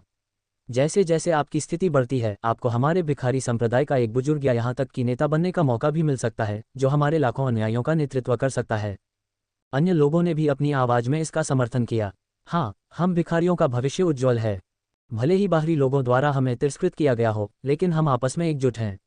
एक बार जब आप हमारे भिखारी संप्रदाय में शामिल हो जाते हैं तो आपके पास हजारों भाई होंगे। हर कोई आपका परिवार है, आपका समर्थन करता है और यह सुनिश्चित करता है कि आपको धमकाया न जाए। अगर आप कड़ी मेहनत करते हैं तो आप एक बैग शिष्य, 2 बैग शिष्य भी बन सकते हैं, और अगर आप एक बुजुर्ग बन जाते हैं तो आप हमारे लाखों सदस्यों के प्रभारी होंगे और आपके पास बहुत शक्ति होगी।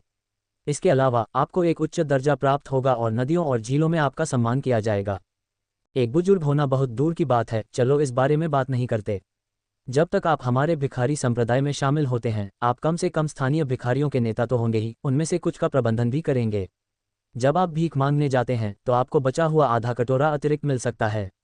क्या यह आकर्षक नहीं है? और कभी कभी आप अपने भोजन में कुछ मांस भी मिला सकते हैं। चिकन की हड्डियां विशेष रूप से स्वादिष्ट होती हैं। Ads by PubFuture. जितना ज्यादा वह व्यक्ति सुनता, उतना ही वह तिरस्कारपूर्ण होता जाता। बस, चाहे तुम आसमान की डींगे मारो, मैं नहीं सुनूंगा। एक बैग शिष्य, 2 बैग शिष्य, बुजुर्ग, संप्रदाय के नेता, तुम इसे इतना शानदार बना देते हो, लेकिन अंत में क्या तुम अभी भी भिखारी ही नहीं हो? अगर मैं भिखारी बना रहूं और तुम लोगों के साथ घुलता मिलता रहूं, तो इसका मतलब है कि मेरा दिमाग दरवाजे से कुचल दिया गया है। एल्डर लाई ने कहा, युवक, ऐसा लगता है कि तुम्हें हमारे भिखारी संप्रदाय से बहुत घृणा है। ये सिर्फ तिरस्कार ही नहीं, बल्कि एक महत्वपूर्ण तिरस्कार है। आप भिक्षुक संप्रदाय के शिष्यों को थोड़ा गुस्सा आ रहा था। नौजवान, क्या हमारे भिखारी संप्रदाय ने तुम्हें किसी भी तरह से ठेस पहुंचाई है? अगर हाँ, तो कृपया बोलो और संप्रदाय की ओर से मैं तुमसे माफ़ी मांगूंगा। एल्डर लाई ने धैर्यपूर्वक कहा, ये नाराज़ होने की बात नहीं है, मुझे तो बस लगता है कि आपके भिखारी संप्रदाय का कोई भविष्य नहीं है। इसे जल्द से जल्द खत्म कर देना ही बेहतर होगा। आप कैसे कह सकते हैं कि कोई भविष्य नहीं है? मैं आपको बताता हूँ। बहुत हो गया, मैं बातें करता रहूँगा, कहीं ऐसा न हो कि आज रात के खाने के लिए मेरी भूख खत्म हो जाए।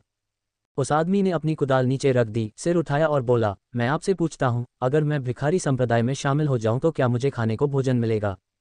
भिखारी संप्रदाय के एक शिष्य ने जोर से कहा, हमारे भिखारी संप्रदाय में हम आत्मनिर्भरता को महत्व देते हैं, अपने हाथों से काम करके भरपूर भोजन और कपड़े जुटाते हैं। अगर आपको भूख लगी है तो आप बाहर जाकर भीख मांगते हैं। आपको कितना खाना मिलेगा यह आपके अपने कौशल पर निर्भर करता है। मैं आपसे पूछता हूँ, अगर मैं आपके भिखारी संप्रदाय में शामिल हो जाऊँ तो क्या मेरे पास रहने के लिए बड़ा घर होगा? ये वही भिक्षुक संप्रदाय का शिष्य था जो जोर जोर से बोलता रहा, हमारे भिक्षुक संप्रदाय में तो पूरी दुनिया ही हमारा घर है, आसमान ही हमारी छत है, धरती ही हमारा बिस्तर है। हम कहाँ नहीं रह सकते, हमें बड़े घर की क्या ज़रूरत है। मैं आपसे पूछता हूँ, अगर मैं आपके भिखारी संप्रदाय में शामिल हो जाऊँ तो क्या मुझे पैसे मिलेंगे? दूसरे पक्ष ने चौंक कर कहा, हम भिखारी विपत्ति में भाई भाई हैं, इसलिए हम एक दूसरे को गर्म रखने के लिए इकट्ठे होते हैं। हम पैसे के बारे में कैसे बात कर सकते हैं? पैसे के बारे में बात करना भावनाओं को ठेस पहुंचाता है। हम जो महत्व देते हैं वह धार्मिकता और भाईचारे का बंधन है। मैं आपसे पुनः पूछूंगा, यदि मैं आपके भिखारी संप्रदाय में शामिल हो जाऊं तो क्या मुझे पत्नी मिल सकती है? वैसे तो आमतौर पर एक भिखारी ऐसा नहीं कर सकता, आखिरकार कोई भी महिला किसी भिखारी की तरफ नहीं देखती। हालांकि अगर आप एक बड़े पद पर पहुंच जाते हैं तो वाकई कई महिलाएं आपसे शादी करने को तैयार होंगी। भिखारी संप्रदाय के शिष्य ने गंभीरता से सलाह दी, हमारे भिखारी संप्रदाय में शामिल होने के बाद हमारे जैसे कई भाइयों के साथ किसी महिला की क्या ज़रूरत है? इसलिए युवा भाई, महिलाओं के बारे में भूल जाओ। महिलाएं केवल हमारी तलवारें खींचने की गति को धीमा कर देंगी। भाड़ में जाओ, आदमी ने जोर से गाली दी। आपके भिखारी संप्रदाय में शामिल होने पर भीख मांगने के लिए कोई भोजन नहीं होगा, रहने के लिए कोई घर नहीं होगा, कोई पैसा नहीं मिलेगा और कोई महिला नहीं मिलेगी, और इसके अलावा मैं अकेले कुत्तों के झुंड से घिरा रहूंगा। अगर मैं आपके साथ शामिल हो गया तो मैं खुद एक कुत्ता बन जाऊंगा। भिखारी संप्रदाय के अनुयायी नाराज थे। भाई, आपकी बातें कुछ ज़्यादा ही हो गईं। एड्स बाय पब फ्यूचर, हम तो केवल अच्छे इरादों से आपको सांत्वना देने की कोशिश कर रहे थे। आप हमें कैसे कोस सकते हैं और हमें कुत्ता कह सकते हैं? क्या आप सचमुच भिखारी संप्रदाय में शामिल हुए बिना ये सब हासिल कर सकते हैं? बेशक मैं कर सकता हूँ। दूसरे पक्ष ने गर्व से अपना सिर उठाया। मैं आपको बता दूं कि मैं वर्तमान में शाही दरबार के लिए सड़क निर्माण परियोजना पर काम कर रहा हूँ। दरबार दिन में 2 बार भोजन प्रदान करता है, भरपूर मात्रा में, जो आपको भरपेट खिलाता है, इतना कि आप तब तक खा सके जब तक आपका पेट न भर जाए। भिखारी संप्रदाय के शिष्यों ने आश्चर्य से एक दूसरे की ओर देखा। महान जिया, शाही दरबार द्वारा प्रदान किया गया कल्याण इतना अच्छा है। बिल्कुल, और वे अक्सर अतिरिक्त भोजन, यहाँ तक कि मांस भी प्रदान करते हैं, जो स्वादिष्ट होता है। जब आप इसे काटते हैं तो आपका मुंह वसा के स्वाद से भर जाता है, जो अविश्वसनीय रूप से स्वादिष्ट होता है। बोलते समय उसने अवचेतन रूप से अपने होंठ चाटे। इन शब्दों से भिखारी संप्रदाय के शिष्य ईर्ष्या से हरे हो गए। यद्यपि अब वे भिखारी संप्रदाय के उत्कृष्ट शिष्य थे और अब उन्हें खाने पीने की चिंता नहीं थी, फिर भी संभावना अभी भी बहुत आकर्षक थी। हालांकि कोई भी व्यक्ति रातों रात सफलता प्राप्त नहीं कर लेता। वे भी कभी भिखारी थे जो अक्सर भूखे और ठंड में रहते थे, और यह उनके अपने प्रयासों के कारण ही था कि आज उनके पास वह सब कुछ है जो उनके पास है। फिर भी दूसरे व्यक्ति के लिए यह बहुत आसान लगता है, जो 1 दशक से अधिक समय से कठिनाइयों से गुजर रहा है और वही ईर्ष्या महसूस करने से खुद को नहीं रोक पाता। कितना अच्छा होता यदि उन्हें ऐसा व्यवहार उस समय मिलता। उनमें से एक ने कड़वाहट से कहा, अच्छा खाते हो तो क्या हुआ, तुम्हारे पास रहने के लिए घर है क्या? मेरे पास अभी तक घर नहीं है, लेकिन बहुत जल्द ही मेरे पास एक बड़ा और मजबूत कंक्रीट का घर होगा।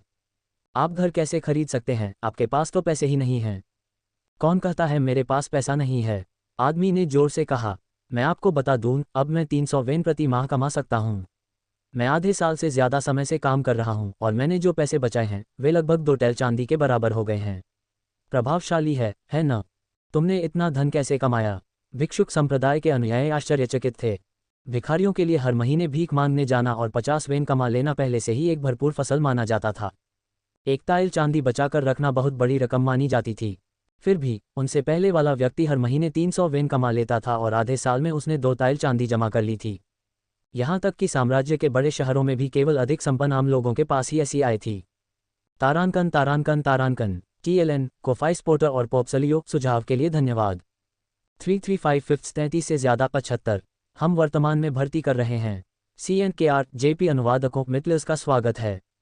Discord server URL ads by PubFuture. संपर्क टॉस साइट मैप दान करें। तारांकन तारांकन तारांकन सिची द्वारा प्रायोजित अध्याय 32/55 हम वर्तमान में भर्ती कर रहे हैं। CNKR JP अनुवादकों मिटलर्स का स्वागत है। Discord server URL pub future द्वारा विज्ञापन। संपर्क टॉस साइट मैप दान करें। ठीक है, बहुत हो गई बात। ग्रेट जिया बस आगे ही है, चलो जल्दी करें। तारांकन तारांकन तारांकन पर्पल स्प्रिंग द्वारा प्रायोजित अध्याय 31/55 हम वर्तमान में भर्ती कर रहे हैं। CNKR JP अनुवादकों मिटलर्स का स्वागत है। Discord server URL ads by PubFuture. संपर्क टॉस साइट मैप दान करें। मेनू दिखाओ। उपन्यास ऑनलाइन पूरा पढ़ें। उपन्यास बिन उपन्यास जब से मैंने अपना क्षेत्र दान करना शुरू किया, मैं युगों युगों में महान सम्राट बन गया। अध्याय 148.2 गुना प्रिय पाठकों, अधिक अध्यायों के अनुवाद में हमारी टीम की सहायता के लिए यहाँ दान करें। URL जब से मैंने अपना क्षेत्र दान करना शुरू किया, मैं युगों युगों में महान सम्राट बन गया। सी 148.2 एड्स बाय पब फ्यूचर। अध्याय 148.2। वह आदमी कुछ हैरान हुआ, क्या तुम सच में इसके बारे में नहीं जानते? लगता है तुम शहर से बाहर से आए भिखारी हो। फिर बड़ी दया से मैं तुम्हें बताता हूँ।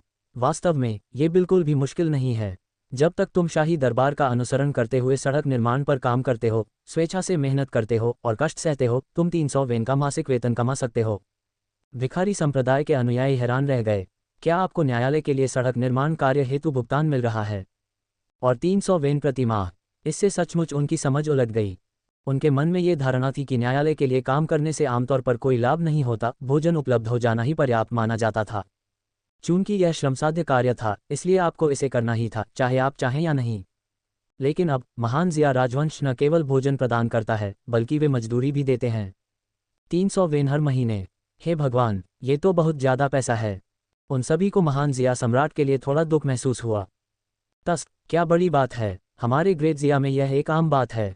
वह आदमी लगातार बोल रहा था, हमारे महान जिया में केवल सड़कें बनाना, खनन करना, खेती के लिए खेतों को साफ करना, घर बनाना आदि ही नहीं, जब तक आप प्रयास करने और कड़ी मेहनत करने के लिए तैयार हैं, तब तक आपके पास घर ले जाने के लिए पैसा होगा।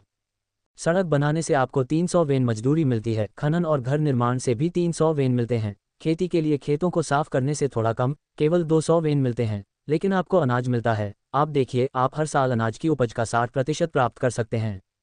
भिखारी संप्रदाय के शिष्य एक बार फिर चौंक गए। महान जिया राजवंश आप सभी के साथ इतना अच्छा व्यवहार करता है। Ads by PubFuture. ये सब महामहिम के आशीर्वाद के कारण है कि हम वह जीवन जी पा रहे हैं जो हम चाहते हैं। वह आदमी राजधानी की ओर झुककर श्रद्धा से बोला, महाराज न होते तो मुझे ये भी पता नहीं चलता कि कहाँ छिपकर भीख मांगूं। अभी मुझे और कुछ नहीं चाहिए, मैं बस मेहनत करके पैसे कमाना चाहता हूँ। फिर एक पक्का घर खरीदूंगा, कपड़ा मिल वाली लड़की से शादी करूंगा और 2 गोल मटोल लड़के पैदा करूंगा। हा। उस आदमी ने अपनी कुदाल कंधे पर रखी और भिखारी संप्रदाय के पूरी तरह से स्तब्ध शिष्यों की ओर मुड़ा। उन्हें गंभीरता से सलाह देते हुए कहा, मैं तुमसे कह रहा हूँ, भिखारी होने का कोई भविष्य नहीं है। भले ही तुम इसे असाधारण रूप से अच्छी तरह से करो, फिर भी तुम एक भिखारी हो, दूसरों द्वारा नीची नज़र से देखा जाता है। महामहिम के लिए काम करना बेहतर है। जब तक तुम मेहनती हो, तुम्हारे पास अनाज, घर, पैसा और औरतें सब कुछ होंगी। ऐसा कहकर उन्होंने एक प्रसन्नतापूर्ण धुन बजाए और चले गए, तथा पीछे भिखारी संप्रदाय के चकित शिष्यों का एक समूह छोड़ गए। बड़े साहब, कुछ गड़बड़ लग रही है। भिखारी संप्रदाय के एक शिष्य ने फुसफुसाते हुए कहा, आसमान के नीचे सभी कौवे काले हैं, शाही दरबार इतना दयालु कैसे हो सकता है? मुझे लगता है कि यह सब हवाई है, जिस पर भरोसा नहीं किया जा सकता। मुझे भी लग रहा है कि कुछ ठीक नहीं है। चलो पूछताछ जारी रखते हैं। एल्डर लाई ने सिर हिलाया। कुछ जांच के बाद उनकी सुरक्षा व्यवस्था टूट गई, क्योंकि उस व्यक्ति ने जो कुछ कहा था वह सब सच था। जब तक आप शाही दरबार के लिए कड़ी मेहनत करने को तैयार हैं, आपके पास खाने के लिए भोजन, कमाने के लिए पैसा, रहने के लिए घर और यहाँ तक कि पत्नी खोजने का मौका भी होगा। उपचार सचमुच असाधारण था, यहाँ तक कि अधिकांश राजवंशों में भी ऐसी नौकरी पाना कठिन होगा। एक क्षण के लिए तो भिखारी संप्रदाय के शिष्य ईर्ष्या से जल उठे। पहली बार उनके मन में यह विचार आया कि क्यों न वे स्वयं ही यह काम कर लें। एल्डर लाई ने आह भरते हुए अपना सिर हिलाया, मैंने कभी नहीं सोचा था कि कोई सम्राट अपने लोगों के प्रति इतना अच्छा होगा। बाहरी दुनिया अफवाहें फैला रही है कि महान जिया सम्राट एक मूर्ख शासक है, लेकिन ऐसा लगता है कि वे गलत थे। भिखारी संप्रदाय के अनुयायी सहमति में सिर हिलाए बिना न रह सके। वे अनुभवी यात्री थे, भिखारी थे जिन्होंने दुनिया देखी थी, लेकिन उन्होंने कभी ऐसे उदार सम्राट का सामना नहीं किया था, जो अपनी शक्ति से पूरे देश के आम लोगों की जरूरतों को पूरा करने में कामयाब रहा हो। Ads by PubFuture. सचमुच सराहनीय। बड़े साहब, मेरा एक साहसिक अनुमान है, भिखारी संप्रदाय के एक शिष्य ने कहा। अपनी बात कहो, बुजुर्ग ने अपना सिर घुमाया। बड़े, क्या आपको लगता है कि हमारे भाई संभवतः? शब्द पूरे बोले जाने से पहले ही एल्डर लाई ने अपना सिर हिला दिया, असंभव। हमारे भिखारी संप्रदाय के भाइयों का दृढ़ विश्वास है, वे कभी विश्वासघात का काम नहीं करेंगे। उन्हें कुछ परेशानी का सामना करना पड़ सकता है। तभी भिखारी संप्रदाय के एक शिष्य ने आगे खड़े एक व्यक्ति की ओर इशारा करते हुए जोर से चिल्लाया, बुजुर्ग देखो, क्या यह दांजी नहीं है? 4 बैग शिष्य यहाँ के मामलों का प्रभारी है। सभी ने अपना सिर घुमाया तो देखा कि एक व्यक्ति जनरल की वर्दी पहने हुए कुछ सैनिकों को आगे बढ़ाते हुए सिर ऊंचा करके आगे बढ़ रहा है। ये वास्तव में एरदांजी है। मैं तो जनरल की वर्दी में उन्हें पहचान ही नहीं पाया था। वह अभी भी जीवित है, ये बहुत अच्छी बात है।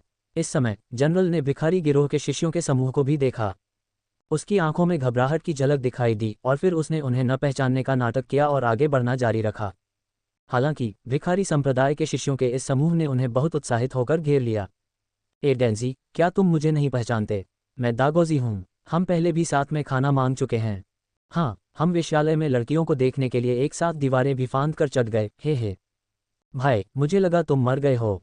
मुझे उम्मीद नहीं थी कि तुम अभी भी जीवित होगे। आपको देखकर बहुत अच्छा लगा।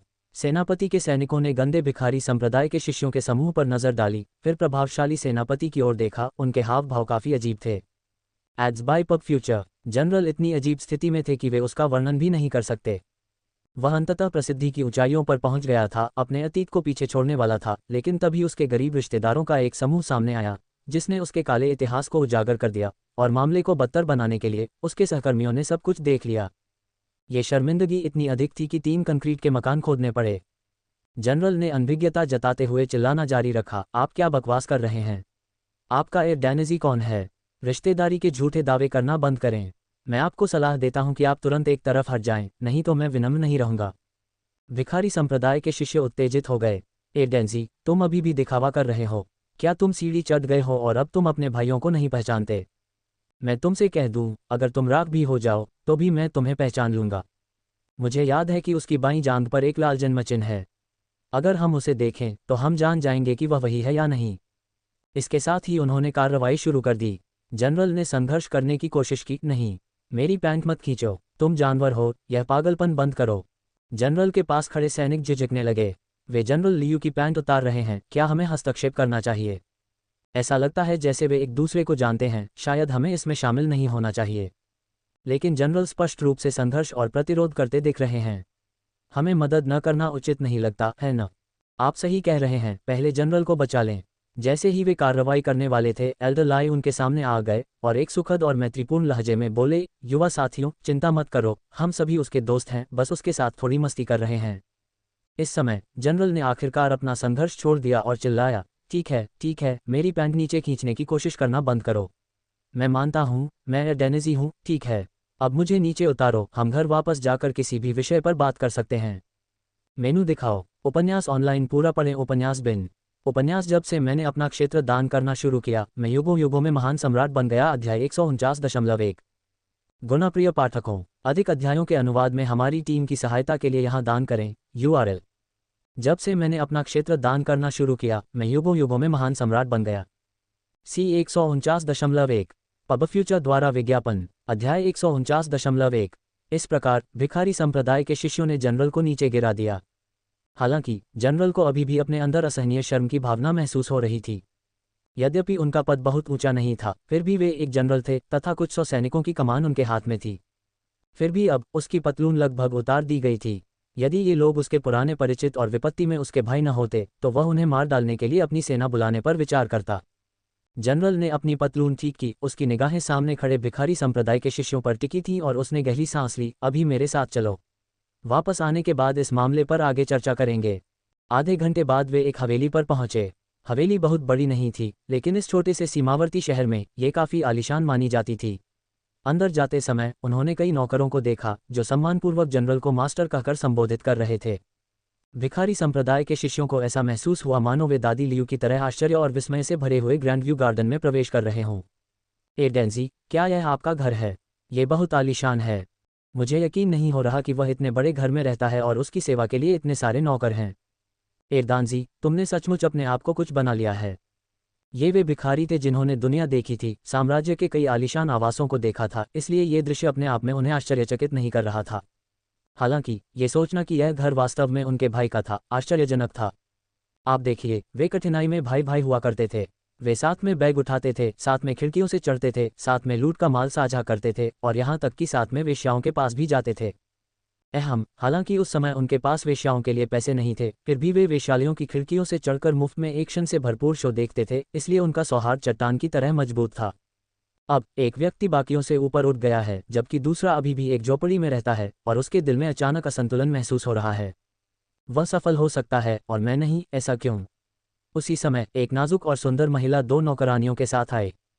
उसने सबसे पहले भिखारी संप्रदाय के अनुयायियों के समूह को देखा और आश्चर्य से देखा, फिर अपनी नाक ढकी और सेनापति के पास जाने के लिए उनके चारों ओर चली गई। थोड़ी अनिच्छा के साथ उसने पूछा, आप वापस आ गए हैं? ये लोग कौन हैं? जनरल ने धीरे से उसकी कमर पर हाथ रखा और प्यार से बोला, ये सभी मेरे अच्छे भाई हैं। किसी को बुलाओ और उन्हें तुरंत दावत दो। लेकिन उनकी संख्या इतनी अधिक है कि हम उनका प्रबंधन कैसे कर सकते हैं। उसके स्वर में स्पष्ट रूप से झुंझलाहट थी, जिसे छिपाने का उसने कोई प्रयास नहीं किया। जनरल ने ऊंची आवाज में कहा, तो फिर बाहर के रेस्टोरेंट वालों से कहो कि ऐसा करें। जब खाना तैयार हो जाए तो यहीं मंगवा लो, पैसे की कोई बात नहीं है। ठीक है, मैं जाकर इसका प्रबंध कर दूंगी, उसने कहा और अपने कदमों में आकर्षण भरते हुए चली गई। भिक्षुक संप्रदाय के अनुयायी उस आकृति को दूर जाते हुए लालसा से देखते रहे। पब फ्यूचर द्वारा विज्ञापन। ए डेंजी, क्या वह आपकी पत्नी है? वह बहुत सुंदर है। न केवल सुंदर, बल्कि वह भी शैल भालू बच्चों की तरह अच्छी तरह से दिखती है, निश्चित रूप से कुछ गोलमटोल लड़कों को जन्म देने में सक्षम है। ए दांजी, आपने इतनी अच्छी महिला से शादी कैसे कर ली?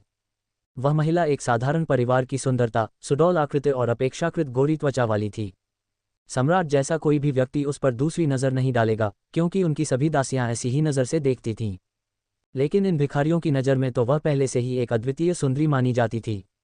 वे सभी ऐसी लड़की से शादी करने का सपना देखते हैं। यह विचार कि उसका अपना भाई ऐसी पत्नी से विवाह कर सकता है जबकि वह अकेला कुंवारा रह गया है, ने एक बार फिर उसके हृदय में असंतुलन की भावना उत्पन्न कर दी। वे शुरू से ही आजीवन भाई बनने पर सहमत हुए थे। तुम मुझे खाना खिलाओगे और मैं तुम्हारा बिस्तर गर्म करूंगा, लेकिन अब तुम मेरी पीठ पीछे जाकर चुपके से एक पत्नी ले आए हो। क्या तुम हमारा भाईचारा वाला बंधन भूल गए हो? जनरल ने गर्व के साथ मुस्कुराते हुए कहा, वास्तव में यह मेरी विनम्र पत्नी है जिससे मैंने इस साल की शुरुआत में शादी की है। वह गर्भवती है, जिससे उसका गुस्सा थोड़ा उग्र हो जाता है। कृपया उसके व्यवहार को माफ करें। अरे, भिखारी संप्रदाय के शिष्य ईर्ष्या से हरे हो गए थे। उनकी आंखें लगभग लाल हो गई थीं। न केवल उनकी एक फूल सी सुंदर पत्नी थी, बल्कि उनके बच्चे भी थे। फिर उन्होंने उसके राजकीय वस्त्र देखे, उनके सामने बड़ा और सुंदर भवन देखा, तथा उसकी आवश्यकताओं की पूर्ति के लिए सेवकों की भीड़ देखी। ये कहा जा सकता है कि उसके पास सब कुछ था, धन, शक्ति और महिलाएं। उनके लिए भिखारियों के रूप में ये जीवन का शिखर था। उस क्षण वे सचमुच चुपके से अपने चाकू निकालना चाहते थे, अपने सामने खड़े आदमी को मार डालना चाहते थे और उसकी जगह लेना चाहते थे। पैसे की उपलब्धता के कारण रेस्तरां को सुगंधित और भाप से भरे व्यंजन परोसने में अगरबत्ती जलाने में लगने वाले समय से भी कम समय लगा। लोगों की संख्या अधिक होने के कारण जनरल ने हॉल में सभी का स्वागत किया। भिखारियों के समूह ने पेट भरकर खाना शुरू कर दिया। उनके मुंह तेल से चिकने हो गए। खुशी की एक पूरी भावना अनायास उभर रही थी। केवल एल्डरलाई ने ही खाना नहीं खाया, बल्कि जनरल के सामने ही बैठे रहे। इस समय एल्डरलाइस की अभिव्यक्ति अत्यंत जटिल थी, जिसमें क्रोध, हताशा, दुख, निराशा थी। फिर भी इसमें समझदारी का भी मिश्रण था। संक्षेप में कहें तो ये बहुत जटिल था। उसने शराब का प्याला एक घूंट में गटक लिया, फिर शराब की खुशबू से भरी सांस छोड़ते हुए बोला, बताओ, यहाँ क्या हो रहा है? तुम यहाँ अधिकारी क्यों हो? तुम्हारे पास ऐसा घर क्यों है और तुमने ऐसी औरत से शादी क्यों की? सबसे महत्वपूर्ण बात यह है कि बुजुर्गों की आवाज़ सख्त हो गई, तुमने हमारे भिखारी संप्रदाय को धोखा क्यों दिया? एल्डरलाई, क्या हमें इस बारे में बात करने की भी ज़रूरत है? क्या आपने इसे खुद नहीं देखा है? जनरल ने कड़वी मुस्कान के साथ कहा। एल्डरलाई ने अपना हाथ मेज पर पटक दिया, पीड़ा से भरे गुस्से में उठे। क्या यही तुम्हारे विश्वासघात का कारण है? इन शक्तियों और धन के लिए तुम भिखारी संप्रदाय को धोखा देते हो और हमारे भाईचारे की अवहेलना करते हो। पब फ्यूचर द्वारा विज्ञापन। क्या ये पर्याप्त नहीं है? सेनापति की आवाज़ भी जोश से भर गई। बताओ, इस दुनिया में कितने लोग ऐसे प्रलोभनों का विरोध कर सकते हैं? कौन आदमी दूसरों से ऊपर उठना नहीं चाहता? कौन आदमी अपनी पत्नी और बच्चों के लिए विरासत सुरक्षित करने के लिए पदोन्नति और उपाधियां प्राप्त नहीं करना चाहता? कौन आदमी एक सुंदर महिला के साथ धन और वैभव का आनंद नहीं लेना चाहता? और कौन आदमी अपने पूरे जीवन में भिखारी बनकर रहना चाहेगा? एल्डरलाई, मैं आपसे बस एक बात पूछना चाहता हूँ। जनरल की आवाज़ तीखी हो गई। क्या आप चाहते हैं कि आपके बच्चे भिखारी बने? क्या आप चाहते हैं कि आपके वंशज हमेशा भिखारी रहें, दूसरों की दया पर जीते रहें? तुम? एल्डरलाइस की आंखें आश्चर्य से उभर आईं। उसने अपना मुंह खोला, दूसरे व्यक्ति को शाप देना चाहता था, लेकिन शब्द बाहर नहीं आ रहे थे, क्योंकि दूसरे व्यक्ति ने जो कहा था उसने उसके दिल पर गहरा असर किया था। यद्यपि अब वह भिखारी संप्रदाय का एक बुजुर्ग था, लेकिन 20 मिलियन शिष्यों में से कितने बुजुर्ग बन सकते थे? भले ही वह एक बुजुर्ग बन गया था, लेकिन कौन चाहेगा कि उसके वंशज हमेशा के लिए भिखारी बने रहें, जीविका के लिए भीख मांगें और दूसरों का तिरस्कार सहें? इस समय आसपास के भिक्षुक संप्रदाय के शिष्य चुपचाप अपना भोजन रखकर उन दोनों के बीच हो रही बातचीत सुनने लगे। लेकिन क्या हमारे भिखारी संप्रदाय ने कभी आपके साथ अन्याय किया है? क्या आप हमें इस तरह से बदला देते हैं? एल्डरलाई ने अपने दुर्भाग्य के लिए दुख और लड़ाई की कमी पर गुस्से के मिश्रण के साथ कहा। सेनापति ने ऊंची आवाज में कहा, वास्तव में भिखारी संप्रदाय ने मेरे साथ कभी बुरा व्यवहार नहीं किया, लेकिन शाही दरबार ने मुझे बहुत अधिक दे दिया है। 1.5 साल पहले जब शाही दरबार सैनिकों की भर्ती कर रहा था तो उन्होंने बहुत उदार सैन्य वेतन की पेशकश की और सेवा में खुद को प्रतिष्ठित करने वालों के लिए पदोन्नति और कुलीनता का वादा किया। मैं उस समय विरोध नहीं कर सका, इसलिए मैं भर्ती हो गया। 1 साल से अधिक की कड़ी मेहनत के बाद मैं अब 6ठी रैंक का एक छोटा जनरल बन गया हूं, जो सैकड़ों सैनिकों की कमान संभाल रहा है। मेरे पास एक घर, पैसा और महिलाएं हैं। एल्दलाई, मैं आपसे पूछना चाहता हूं, अगर मैं भिखारी संप्रदाय में रहता तो क्या आपको लगता है कि मेरे पास वह सब कुछ हो सकता था जो मेरे पास अभी है? क्या आप मुझे अधिकारी बनने, अमीर बनने, बड़े घर में रहने और एक सुंदर और अच्छी पत्नी से शादी करने की अनुमति दे सकते थे? उनके पूछताछ करने पर एल्डरलाइस की निगाहें झपकने लगी, क्योंकि वह ऐसा नहीं कर सकते थे। भिखारी संप्रदाय में भले ही आप शीर्ष पर पहुंच गए हों, भले ही आप नेता बन गए हों, आप ऐसा जीवन नहीं जी सकते थे, क्योंकि यह भिखारी संप्रदाय की प्रकृति द्वारा निर्धारित होता है। आपको समझना चाहिए, भिखारी संप्रदाय पूरे देश के भिखारियों पर शासन करता है और यही संप्रदाय की नींव है। यदि आप भिखारी संप्रदाय के नेता बन गए और हर दिन विलासिता में रहे, अच्छे कपड़े और शानदार भोजन से घिरे रहे और आपकी 3 पत्नियां और 4 रखैले हों, तो दुनिया के भिखारी आपके बारे में क्या सोचेंगे? यह एकता के लिए कतई अनुकूल नहीं है। एक बार लोगों के दिल बिखर जाएं तो टीम का नेतृत्व करना मुश्किल हो जाता है।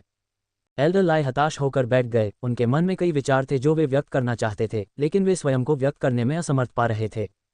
उसने अपने लिए लगातार कई प्याले शराब भर ली और तब तक पीता रहा जब तक उसका चेहरा लाल नहीं हो गया। फिर उसने पूछा, बाकी का क्या हुआ? वे भी कोर्ट की सेवा करने चले गए हैं। जनरल ने शांति से कहा, कुछ लोग सेना में भर्ती हो गए हैं, अन्य लोग सड़क बनाने और जमीन साफ करने या खनन और इमारतें बनाने चले गए हैं। जिन लोगों ने अच्छा काम किया है, जैसे कि मैं, वे पहले ही छोटे अधिकारी बन चुके हैं। जो लोग कम अच्छे हैं, वे अब कम से कम फोरमैन हैं, दर्जनों लोगों का प्रबंधन कर रहे हैं और उनका जीवन पहले से कहीं अधिक आरामदायक है। एल्डरलाई ने जोर से मेज पर मुक्का मारा और पूछा, तुमने इस मामले पर बात क्यों नहीं की? तुम सब मुझसे कैसे गायब हो गए? क्योंकि हमने बोलने की हिम्मत नहीं की, जनरल ने स्पष्ट रूप से कहा।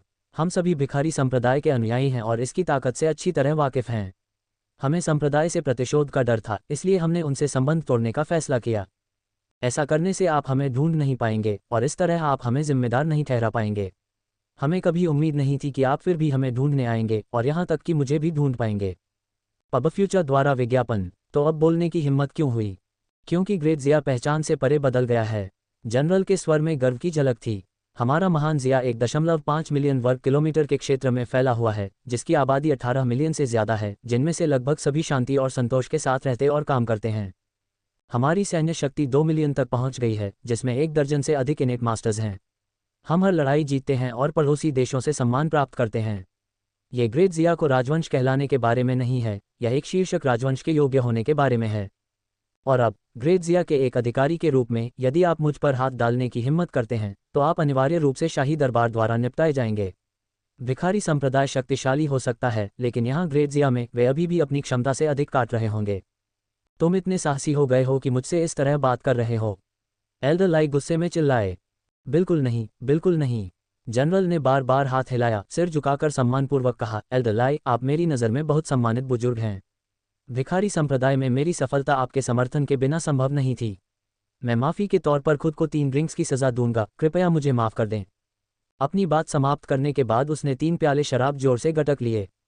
एल्डरलाइस का गुस्सा अंततः शांत हो गया, लेकिन उनका चेहरा बदसूरत बना रहा।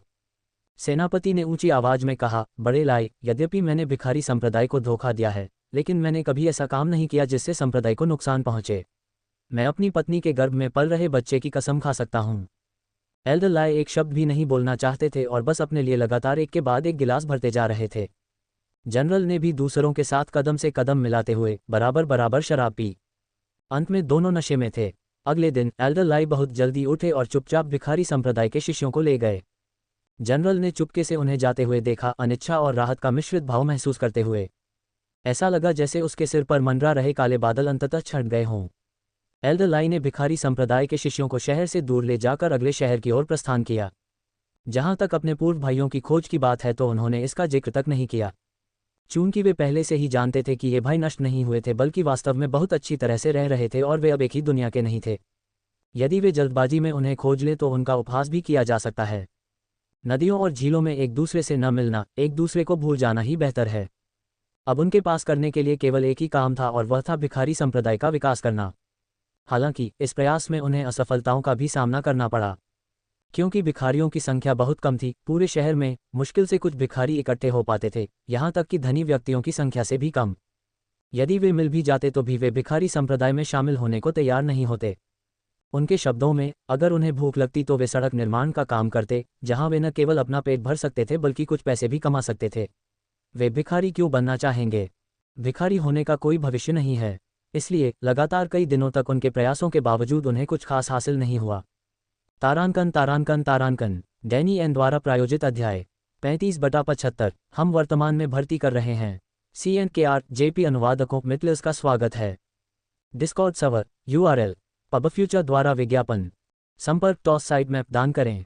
मेनू दिखाओ। उपन्यास ऑनलाइन पूरा पढ़ें। उपन्यास बिन उपन्यास जब से मैंने अपना क्षेत्र दान करना शुरू किया, मैं युगों युगों में महान सम्राट बन गया। अध्याय 149.2 गुना प्रिय पाठकों, अधिक अध्यायों के अनुवाद में हमारी टीम की सहायता के लिए यहाँ दान करें। URL जब से मैंने अपना क्षेत्र दान करना शुरू किया, मैं युगों युगों में महान सम्राट बन गया। C 149.2 ads by PubFuture अध्याय 149.2 कैसा चल रहा है? क्या कोई भाई मिल पाया? कोई भी कुछ नहीं बोला। एल्डर लाई ने सभी के उदास चेहरे देखकर समझ लिया कि वे सफल नहीं हुए हैं और अपनी समृद्ध आवाज में उनका हौसला बढ़ाया। कोई बात नहीं, सभी अपना सर्वश्रेष्ठ प्रयास करें। अगर ये शहर सफल नहीं हुआ तो हम अगले शहर में चले जाएंगे। हम अपने भाइयों को अंततः ढूंढ लेंगे। चलो पहले खाना खाते हैं।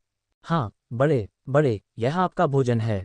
आह धन्यवाद। एल्डर लाई ने सभी के द्वारा मांगे गए भोजन को खाते समय चारों ओर नजर घुमाए और चिंता से पूछा, जियो लियू, जियो हेई, जियो जू, वे अभी तक वापस कैसे नहीं आए? बड़े, वे शायद अभी भी भोजन के लिए भीख मांग रहे होंगे। वे थोड़ी देर में वापस आ जाएंगे। ठीक है, इंतजार करते हैं। यह इंतजार दूसरे दिन की सुबह तक चला, फिर भी वे तीनों वापस नहीं लौटे। भिक्षुक संप्रदाय के शिष्य कुछ घबरा गए और उनमें से एक ने कहा, बड़े साहब, वे शायद मुसीबत में पड़ गए हैं। क्या हमें उन्हें ढूंढने के लिए किसी को भेजना चाहिए? एल्डर लाई ने आह भरते हुए कहा, कोई ज़रूरत नहीं है। चलो अब अगले शहर के लिए चलें। इस शहर में सार्वजनिक व्यवस्था बहुत अच्छी थी। यहाँ चोर बहुत कम थे, आगजनी, हत्या और लूटपाट करने वाले तो दूर की बात है। वह अपने साथ इन लोगों को लाया था जिनमें से सभी को कुछ न कुछ मार्शल आर्ट का कौशल प्राप्त था। एड्स बाय पब फ्यूचर वे आसानी से मुसीबत में कैसे फंस सकते हैं? इस प्रकार केवल एक ही संभावना थी, एक ऐसी संभावना जिस पर वह विश्वास करने से हिचकिचा रहा था, लेकिन उसके पास विश्वास करने के अलावा कोई विकल्प नहीं था। लेकिन बड़े, एल्डर लाई अचानक क्रोधित हो गए और चिल्लाने लगे, मैंने कहा था कि हम जा रहे हैं, अब उनसे परेशान होने की कोई ज़रूरत नहीं है। क्या अब तुम मेरी बात भी नहीं सुन रहे हो? हाँ बड़े साहब, सबने अपना सिर झुका लिया। फिर वे अगले शहर में पहुंचे, लेकिन उनका विकास अभी भी सुचारू रूप से नहीं चल रहा था। क्योंकि कोई भी भिखारी बनने को तैयार नहीं था, इसलिए भिखारियों के बिना उनका भिखारी संप्रदाय फल फूल नहीं सकता था। इस प्रकार उनके पास अगले शहर में जाने के अलावा कोई विकल्प नहीं था। हालांकि इस शहर को छोड़ने से पहले उन्होंने कुछ और लोगों को खो दिया था। हर कोई जानता था कि क्या हो रहा है, लेकिन कोई भी कुछ नहीं बोल रहा था। समूह में माहौल विशेष रूप से उदास था। इस तरह कई शहरों से गुजरने के बाद भी उनका भिखारी गिरोह पनप नहीं सका और उनकी संख्या काफ़ी कम हो गई। एल्डर लाई ने पीछे मुड़कर अनुयायियों की बिखरी हुई पंक्ति को गहरी उदासी के साथ देखा। जब वह पहली बार आया था तो उसके पीछे 30 से अधिक लोग थे, लेकिन अब केवल 1 दर्जन ही बचे हैं, आधे गायब हो चुके हैं। एड्स बाय पब फ्यूचर वह नहीं जानता था कि ग्रेट जिया को पार करने के बाद कितने लोग बचेंगे। अपनी ताकत से वह उन सभी को अपने पास रख सकता था, लेकिन मानव हृदय को बलपूर्वक नहीं रखा जा सकता। उनकी इच्छा के विरुद्ध उन्हें अपने पास रखने से क्या लाभ? एक शाम उसने अपनी आंखों से देखा कि जियो हुआंग, जिसे वह सबसे अधिक महत्व देता था और जिसे उसने हमेशा अपने पालन पोषण के लिए अपने पास रखा था, चुपके से जीर्ण शीर्ण मंदिर से निकल गया और कभी वापस नहीं लौटा। उस समय उन्होंने कुछ भी नहीं कहा और कुछ भी नहीं किया। फिर भी उसका दिल ऐसे खून बह रहा था मानो उसे चाकू घोंप दिया गया हो। अन्य लोगों की हरकतें विश्वासघात से कम नहीं थीं। हर कोई विश्वासघात से घृणा करता है, लेकिन फिर इसमें क्या दोष है यदि दूसरा व्यक्ति अपनी खुशी की तलाश में था? उसे रोकने का उसे क्या अधिकार है? वह उसे कुछ क्षण के लिए तो रख सकता है, लेकिन क्या वह उसे जीवन भर रख सकता है? असंख्य असहायता, भीतर का संघर्ष, सब अंततः एक आह में बदल गया। हाय, अनजाने में वे 10 से भी कम साथियों के साथ ग्रेट जिया की राजधानी में पहुंच गए थे। एड्स बाय पब फ्यूचर उन्होंने शहर को चहल पहल से भरा हुआ देखा, जो पहले कभी नहीं देखा था। भिखारियों में से एक ने कहा, बड़े साहब, यहाँ तो शायद हम अपने भाई को भी न पा सकें। ग्रेट जिया के अन्य शहरों में भिखारियों को ढूंढना काफ़ी कठिन था और यहाँ तो यह और भी कठिन था। एल्डर लाई ने आह भरी, अब हमें ही सब कुछ करना है। पहले हम बसने के लिए कोई जगह ढूंढ लें, फिर अगला कदम तय करेंगे। हाँ एल्डर, भीड़ ने उत्तर दिया। तभी शाही रक्षकों का एक दल उनके पास आया। एल्डर लाई चौंक गए, भिखारी कबीले के शिष्यों की रक्षा करने के लिए उनके सामने आ गए। तुम क्या चाहते हो? मैं तुमसे कह रहा हूँ, परेशानी मत करो। शाही रक्षकों में से एक, जो नेता लग रहा था, ने भिखारी कबीले के शिष्यों पर नजर डाली, फिर अपने सामने एल्डरलाई को देखा और उदासीन भाव से कहा, क्या आप भिखारी कबीले के एल्डरलाई किंग हैं? महामहिम ने आपको बुलाया है, मेरे साथ आइए। महामहिम ने मुझे बुलाया है। एल्डरलाई एक बार फिर चौंक गए। इस बार जिया की यात्रा के दौरान, हालांकि वह छिपकर नहीं घूम रहा था, फिर भी उसने अपना प्रोफाइल कम ही रखा। अप्रत्याशित रूप से उन्हें अभी भी दूसरे पक्ष द्वारा खोज लिया गया, जो उनसे मिलना चाहता था। हालांकि एल्डरलाई बिल्कुल भी घबराए नहीं थे। वह न केवल भिखारी संप्रदाय के एक बुजुर्ग थे, बल्कि एक शक्तिशाली व्यक्ति भी थे, जिनका दिल एक मजबूत इंसान जैसा था। उन्हें किसी भी चीज से डर नहीं लगता था।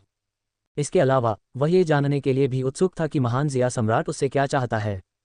तो वह बोला, रास्ता दिखाओ। तारांकन तारांकन तारांकन। डैनी एन द्वारा प्रायोजित अध्याय 36/75। हम वर्तमान में भर्ती कर रहे हैं। CNKR JP अनुवादकों मिटलर्स का स्वागत है।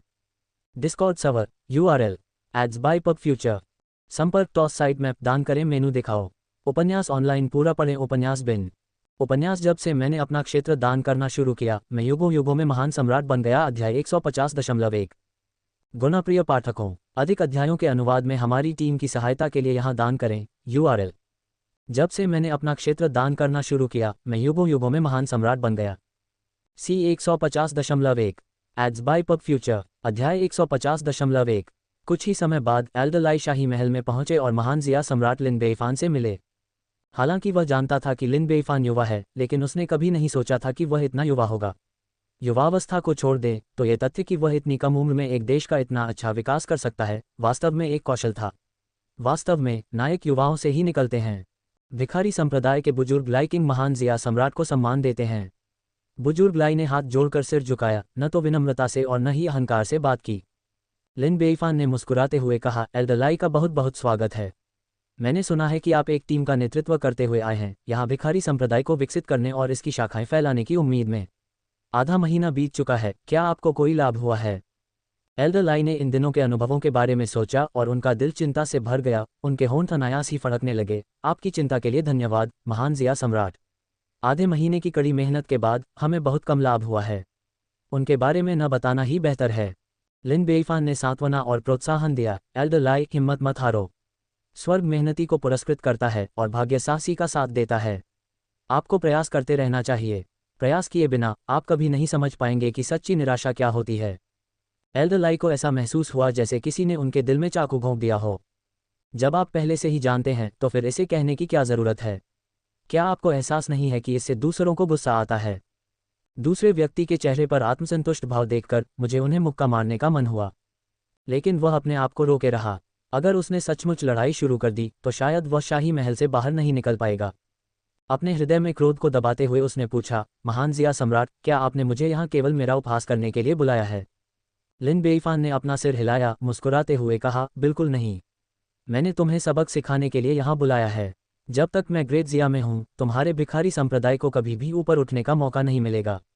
एल्डरलाई बहुत नाराज थे और वहां से चले जाने के बारे में सोच रहे थे। महान जिया सम्राट, यदि और कुछ ना हो तो मैं विदा लेता हूँ। जाने की इतनी जल्दी मत करो।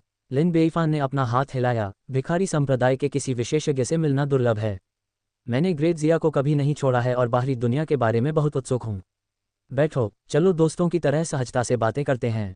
एल्डरलाई ने एक क्षण सोचा, अब यदि वे लौटे तो उनके पास करने के लिए कुछ खास नहीं है, इसलिए वे बस बैठ गए। Ads by PubFuture. लेकिन उसके चेहरे पर अभी भी कठोरता थी। हम किस बारे में बात करें? कुछ भी। एल्डरलाई, आप कई दिनों से ग्रेट जिया में हैं, आप मेरे ग्रेट जिया के बारे में क्या सोचते हैं? लिन बेईफान ने एक कप चाय पीने के बाद एक दोस्ताना मुस्कान के साथ पूछा। बहुत बढ़िया जिया। एल्डरलाई ने पिछले दिनों जो कुछ देखा और अनुभव किया था उसे याद किया और अनजाने में ही बोलना शुरू कर दिया। ये राष्ट्र 1.5 मिलियन वर्ग मील के क्षेत्र में फैला हुआ है, जिसकी जनसंख्या 18 मिलियन है, कुल सैन्य बल 2 मिलियन है और 1 दर्जन से अधिक जनजात स्वामी हैं। महान साम्राज्यों में ये वास्तव में शीर्ष रैंकिंग वाले देशों में से एक है। सबसे महत्वपूर्ण पहलू यह है कि क्षेत्र के लोग शांति और संतुष्टि के साथ रह सकें और काम कर सकें, उन्हें भरपूर भोजन और कपड़े मिलें। ऐसी स्थिति बहुत दुर्लभ है। मैंने 100 से ज़्यादा देशों की यात्रा की है, जिनमें कई साम्राज्य और राजवंश शामिल हैं, लेकिन मैंने कभी ऐसा देश नहीं देखा जो अपने लोगों के साथ इतना अच्छा व्यवहार करता हो, उन्हें अपनी पसंद का जीवन जीने की अनुमति देता हो। ऐसे देश के लिए मैं नहीं जानता कि इसका मूल्यांकन कैसे किया जाए, लेकिन किसी ने कुछ ऐसा कहा है जिससे मैं पूरी तरह सहमत हूँ। वह क्या है? लिन बेईफान ने पूछा। ये राजवंश कहलाने के बारे में नहीं है, ये राजवंश की उपाधि के योग्य होने के बारे में है।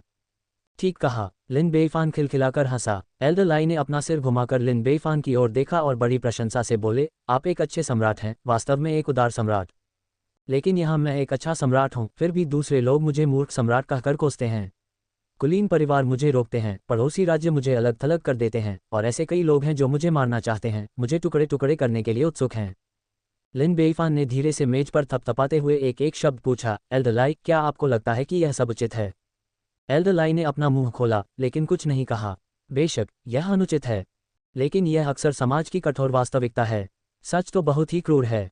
लिन बेईफान ने आगे कहा, बचपन से ही हमें अच्छे इंसान बनना सिखाया जाता है, लेकिन जैसे ही हम समाज में कदम रखते हैं, हर कोई आपको बुरा इंसान बनने के लिए मजबूर करता है। और जब आप कुछ बुरा करते हैं तो वे आपको पलटकर उपदेश देते हैं, आपको बताते हैं कि आपने जो किया वह गलत है, आप ऐसा नहीं कर सकते।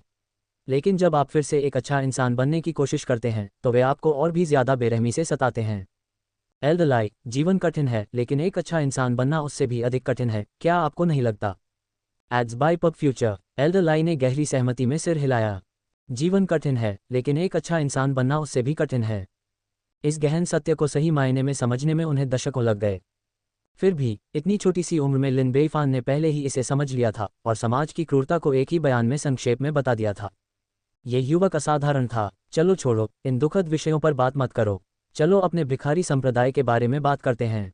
लिन बेईफान ने अपना हाथ हिलाया और मुस्कुराते हुए पूछा, एल्डर लाई, अगर मैं इतना साहस कर सकता हूं तो पूछूंगा कि भिखारी संप्रदाय ने ग्रेट जिया में घुसपैठ करने के लिए कितने शिष्यों की व्यवस्था की है? एल्डर लाई ने उत्तर दिया, लगभग 320। मूलतः इस तरह का मामला गोपनीय होता है, इसे बाहरी लोगों को नहीं बताया जाना चाहिए। हालांकि यहाँ के भिखारी संप्रदाय के सभी भाई पहले ही दलबदल कर चुके हैं, इसलिए इसे अब गुप्त रखने का कोई मतलब नहीं है, और इसलिए इसे प्रकट किया गया। क्या आप जानते हैं कि भिखारी संप्रदाय के कितने शिष्य हमारे शाही दरबार में शामिल हुए हैं? लिन बेईफान ने फिर पूछा। एल्डर लाइस का मुंह थोड़ा सा फड़क उठा, क्या यह उनके दिल पर एक और वार था? ये छोटा सम्राट बहुत बेईमान था, इसलिए उसने जवाब न देने का फैसला किया। लिन बेईफान ने एक उंगली उठाई, लगभग 1000 लोग। एल्डर लाई ने आश्चर्य से देखा, वहां 600 लोग और कैसे हो गए? क्योंकि दूसरे देशों के भिखारी संप्रदाय के शिष्य भी मेरी सेवा करने के लिए ग्रेट जिया में भाग गए हैं। एल्डर लाई, तुम्हें इसके बारे में पता नहीं था, है ना? हा हा हा। एल्डर लाइस का चेहरा बुरी तरह से तमतमा उठा, उसे सचमुच कुछ पता नहीं था, क्योंकि उसे कोई समाचार नहीं मिला था। उसे कोई खबर न मिलने का कारण यह था कि वह ऊपर तक नहीं पहुंची थी। एड्स बाय पब फ्यूचर, इसे पारित क्यों नहीं किया गया? ये संभव है कि अपने पूर्ववर्तियों की तरह भिखारी संप्रदाय के प्रतिशोध और दंड से बचने के लिए उन्होंने संप्रदाय से संबंध तोड़ लिए हों और गुप्त रूप से ग्रेट जिया की ओर भाग गए हों। भिखारी संप्रदाय द्वारा अपने 1000 से अधिक श्रेष्ठ शिष्यों को खो देने के विचार से उन्हें बहुत दुख हुआ। क्या आप जानते हैं कि वे ग्रेट जिया में क्यों शामिल हुए? लिन बेईफान ने फिर पूछा। एल्डर लाई को वास्तव में उत्तर पता था, लेकिन फिर भी वह इसे कहना नहीं चाहते थे। लिन बेईफान ने आगे कहा, क्योंकि वे एक अच्छा जीवन जीना चाहते हैं, वे दूसरों से अलग दिखना चाहते हैं, सफलता की ऊंचाइयों पर पहुंचना चाहते हैं। और मैं उन्हें ऐसा अवसर प्रदान कर सकता हूं। जब तक वे पर्याप्त परिश्रम करते हैं और कष्ट सहने के लिए तैयार रहते हैं, तब तक वे पर्याप्त भोजन प्राप्त कर सकते हैं, धन कमा सकते हैं, मकान खरीद सकते हैं, विवाह कर सकते हैं, तथा वह अच्छा जीवन जी सकते हैं जिसका उन्होंने हमेशा सपना देखा है। जब तक वे पर्याप्त रूप से उत्कृष्ट हैं, पर्याप्त रूप से कठिन संघर्ष करते हैं, तब तक उनके पास अधिकारी बनने, दूसरों से आगे निकलने और सफलता की ऊंचाइयों तक पहुंचने का मौका है। ये सब भिखारी संप्रदाय उन्हें नहीं दे सकता, लेकिन मैं दे सकता हूं। इसीलिए वे सभी मेरे पास दौड़े चले आए, और अब उन्हें वह सब कुछ मिल गया है जो वे चाहते थे। लिन बेईफान ने मुस्कुराते हुए कहा, मेरी समझ के अनुसार भिखारी संप्रदाय के 200 से अधिक शिष्य पहले ही अधिकारियों के रूप में दरबार में शामिल हो चुके हैं। सबसे ऊंचे पद वाला व्यक्ति 5वीं श्रेणी का सेनापति बन गया है, जिसके पास हजारों सैनिक हैं। उसने एक बड़ा घर खरीद लिया है, एक पत्नी रख ली है, और यहाँ तक कि 2 रखैलें भी रख ली हैं, और वह समृद्धि और आनंद से भरा जीवन जी रहा है। हालांकि बाकी लोगों ने इस जनरल जितना कुछ हासिल नहीं किया है, लेकिन वे सभी अपने लिए काफ़ी अच्छा कर रहे हैं। उनमें से सबसे कमज़ोर एक स्क्वाड लीडर है, जो कई लोगों का प्रभारी है, एक अच्छा वेतन पाता है और एक विशेष रूप से अच्छा जीवन जी रहा है। भिखारी संप्रदाय के 1000 शिष्यों में से आश्चर्यजनक रूप से 200 अधिकारी बन गए हैं। भले ही बाकी लोगों ने आधिकारिक पद नहीं संभाला है, लेकिन वे भी कड़ी मेहनत कर रहे हैं और उत्कृष्ट प्रदर्शन कर रहे हैं। ये कहना होगा कि आपका भिखारी संप्रदाय वास्तव में प्रतिभाशाली व्यक्तियों का उत्पादन करता है। एल्डर लाइस का चेहरा फिर से खिल उठा। बेशक ये लोग प्रतिभाशाली थे। भले ही वे भिखारी थे, लेकिन वे संप्रदाय द्वारा सावधानीपूर्वक चुने गए सर्वश्रेष्ठ भिखारियों में से थे। 100 में से एक नहीं तो कम से कम 10 में से एक तो वे भिखारियों में सबसे उत्कृष्ट माने जाते थे। इसके अलावा उन्हें शिक्षित करने के लिए भिखारी संप्रदाय ने बहुत प्रयास किया था। उन्हें पढ़ना लिखना और मार्शल आर्ट का अभ्यास सिखाया गया था। अब समय आ गया था कि वे भिखारी संप्रदाय को ऋण चुकाएं, लेकिन इसके बजाय वे सभी महान जिया द्वारा एक ही झटके में पकड़े गए। विशेषकर जब उसने उन चंद युवा लोगों के बारे में सोचा जिन्हें उसने महत्व दिया था, जिन्होंने अब स्वयं को महान जिया के आलिंगन में झोंक दिया था, तो उसका हृदय एक बार फिर से रो पड़ा। तारांकन तारांकन तारांकन डैनी एन द्वारा प्रायोजित अध्याय 37/75 हम वर्तमान में भर्ती कर रहे हैं। CNKR JP अनुवादकों मित्लर्स का स्वागत है। Discord server URL ads by PubFuture. संपर्क टॉस साइट मैप दान करें मेनू दिखाओ। उपन्यास ऑनलाइन पूरा पढ़ें। उपन्यास बिन उपन्यास जब से मैंने अपना क्षेत्र दान करना शुरू किया, मैं युगों युगों में महान सम्राट बन गया। अध्याय 150.2 गुना प्रिय पाठकों, अधिक अध्यायों के अनुवाद में हमारी टीम की सहायता के लिए यहाँ दान करें। URL जब से मैंने अपना क्षेत्र दान करना शुरू किया, मैं युगों युगों में महान सम्राट बन गया। C 150.2 हमारे द्वारा आपके लिए तैयार की गई अनुशंसाएं देखें। हमारे द्वारा आपके लिए तैयार की गई अनुशंसाएं देखें। प्रायोजित डिस्कवरी फीड। खेलें और 1 करोड़ जीतें। खेलें और 1 करोड़ जीतें। FUN 88 भारत का सबसे भरोसेमंद मंच। फन 88 पब फ्यूचर द्वारा विज्ञापन। अध्याय 150.2 एल्डरलाई, क्या आपको लगता है कि उनका चयन सही है? लिन बेईफान ने भारी स्वर में कहा, क्या आपको लगता है कि भिखारी संप्रदाय के साथ विश्वासघात करके महान जिया का साथ देना सही है? एल्डरलाई ने आह भरी, ये सही या गलत की बात नहीं है। हर किसी को खुशी की तलाश करने का अधिकार है, यह उनका चुनाव है और मैं उनके फैसले का सम्मान करता हूँ। लेकिन आखिरकार वे कभी भिखारी संप्रदाय के शिष्य थे और अभी भी उनके बीच वफादारी का बंधन है। एल्डरलाई ने हाथ जोड़कर कहा, मैं आपसे विनती करता हूँ कि महाराज हमारे साथ अच्छा व्यवहार करें। मैं आपका बहुत आभारी रहूँगा। वे मेरी सेवा करते हैं और स्वाभाविक रूप से मैं उनके साथ अच्छा व्यवहार करता हूँ। इस बारे में बोलते हुए मुझे आपसे पूछना चाहिए। लिन बेईफान ने मुस्कुराते हुए पूछा, भिखारी संप्रदाय के सभी शिष्य अपनी खुशी की तलाश में हैं। एल्डरलाई, आप किसकी तलाश में हैं? या यूं कहें कि अभी आप सबसे ज्यादा क्या करना चाहते हैं और आप सबसे ज्यादा क्या पाना चाहते हैं? मेरा लक्ष्य। एल्डरलाई को कुछ याद आ गया और वे धीरे धीरे बोलने लगे, सच बताऊं तो महान जिया सम्राट, आपके सवाल ने मुझे बहुत प्रभावित किया है। मेरे पास बहुत से लक्ष्य हैं और वे उम्र के साथ बदलते रहते हैं। मैं आपकी बात ध्यान से सुन रहा हूँ। लिन बेईफान ने सुनने में सच्ची दिलचस्पी दिखाते हुए कहा, जब मैं छोटा था, मैं एक भिखारी था, भोजन के लिए हर जगह भटकता था। उस समय मेरा लक्ष्य बहुत सरल था, यानी पर्याप्त भोजन प्राप्त करना और भूखा नहीं रहना। लिन बेईफान ने सिर हिलाया, भोजन लोगों की पहली आवश्यकता है, यह एक सामान्य मानवीय भावना है। बाद में जब मैं भिखारी संप्रदाय में शामिल हो गया और दूसरे बैग का शिष्य बन गया, तो मेरी तलाश बदल गई। मैं न केवल खाने के लिए पर्याप्त खाना चाहता था, बल्कि मुझे ये भी उम्मीद थी कि मेरे अधीन लोगों को भी पर्याप्त खाना मिले ताकि यह सुनिश्चित हो सके कि हर कोई जीवित रह सके। लिन बेईफान ने फिर सिर हिलाया, जब कोई गरीब हो तो उसे अपने सद्गुणों को विकसित करना चाहिए और जब कोई समृद्ध हो तो उसे दुनिया की सहायता करनी चाहिए। बहुत बढ़िया। बाद में जब मैं एक एल्डर बन गया तो मेरी तलाश फिर से बदल गई। मुझे उम्मीद थी कि भिखारी संप्रदाय बढ़ेगा और मजबूत होगा, कि संप्रदाय के भाइयों पर अब अत्याचार नहीं होगा, अब उन्हें ठंड और भूख से पीड़ित नहीं होना पड़ेगा और वे बाकी सभी की तरह सम्मान के साथ रह सकेंगे। एल्डरलाइस की आंखें चमक उठी, यह मेरे जीवन का लक्ष्य है और मैं इसके लिए जीवन भर संघर्ष करने को तैयार हूँ। हालांकि लिन बेईफान ने अपनी भौहें सिकोड़ ली, ईमानदारी से कहूँ तो मैं इससे पूरी तरह असहमत हूँ। आप असहमत क्यों हैं? भिखारी संप्रदाय के एक बुजुर्ग के रूप में मैं आशा करता हूं कि संप्रदाय बड़े और मजबूत बने तथा संप्रदाय के भाइयों को अब और कष्ट न सहना पड़े। क्या इसमें कुछ गलत है? बुजुर्ग लाई ने जोर से जवाब दिया। बेशक कुछ गड़बड़ है और यह एक बड़ी गलती है। लिन बेईफान ने ऊंची आवाज में पूछा, मुझे बताओ, भिखारी संप्रदाय को मजबूत बनने के लिए कैसे विकसित किया जाना चाहिए? खेलें और जीतें एकदम नया iPhone 16 Pro Max। खेलें और जीतें एकदम नया iPhone 16 Pro Max। आज ही फन 88 पर अपनी जीत का सिलसिला शुरू करें। फन 88 पब फ्यूचर द्वारा विज्ञापन। एल्डरलाई ने बिना किसी हिचकिचाहट के कहा, बेशक जितने अधिक लोग होंगे उतना ही बेहतर होगा और वे जितने मजबूत होंगे उतना ही बेहतर होगा। इसके अलावा आपने भिखारी संप्रदाय में लोगों की संख्या बढ़ाने का प्रबंधन कैसे किया?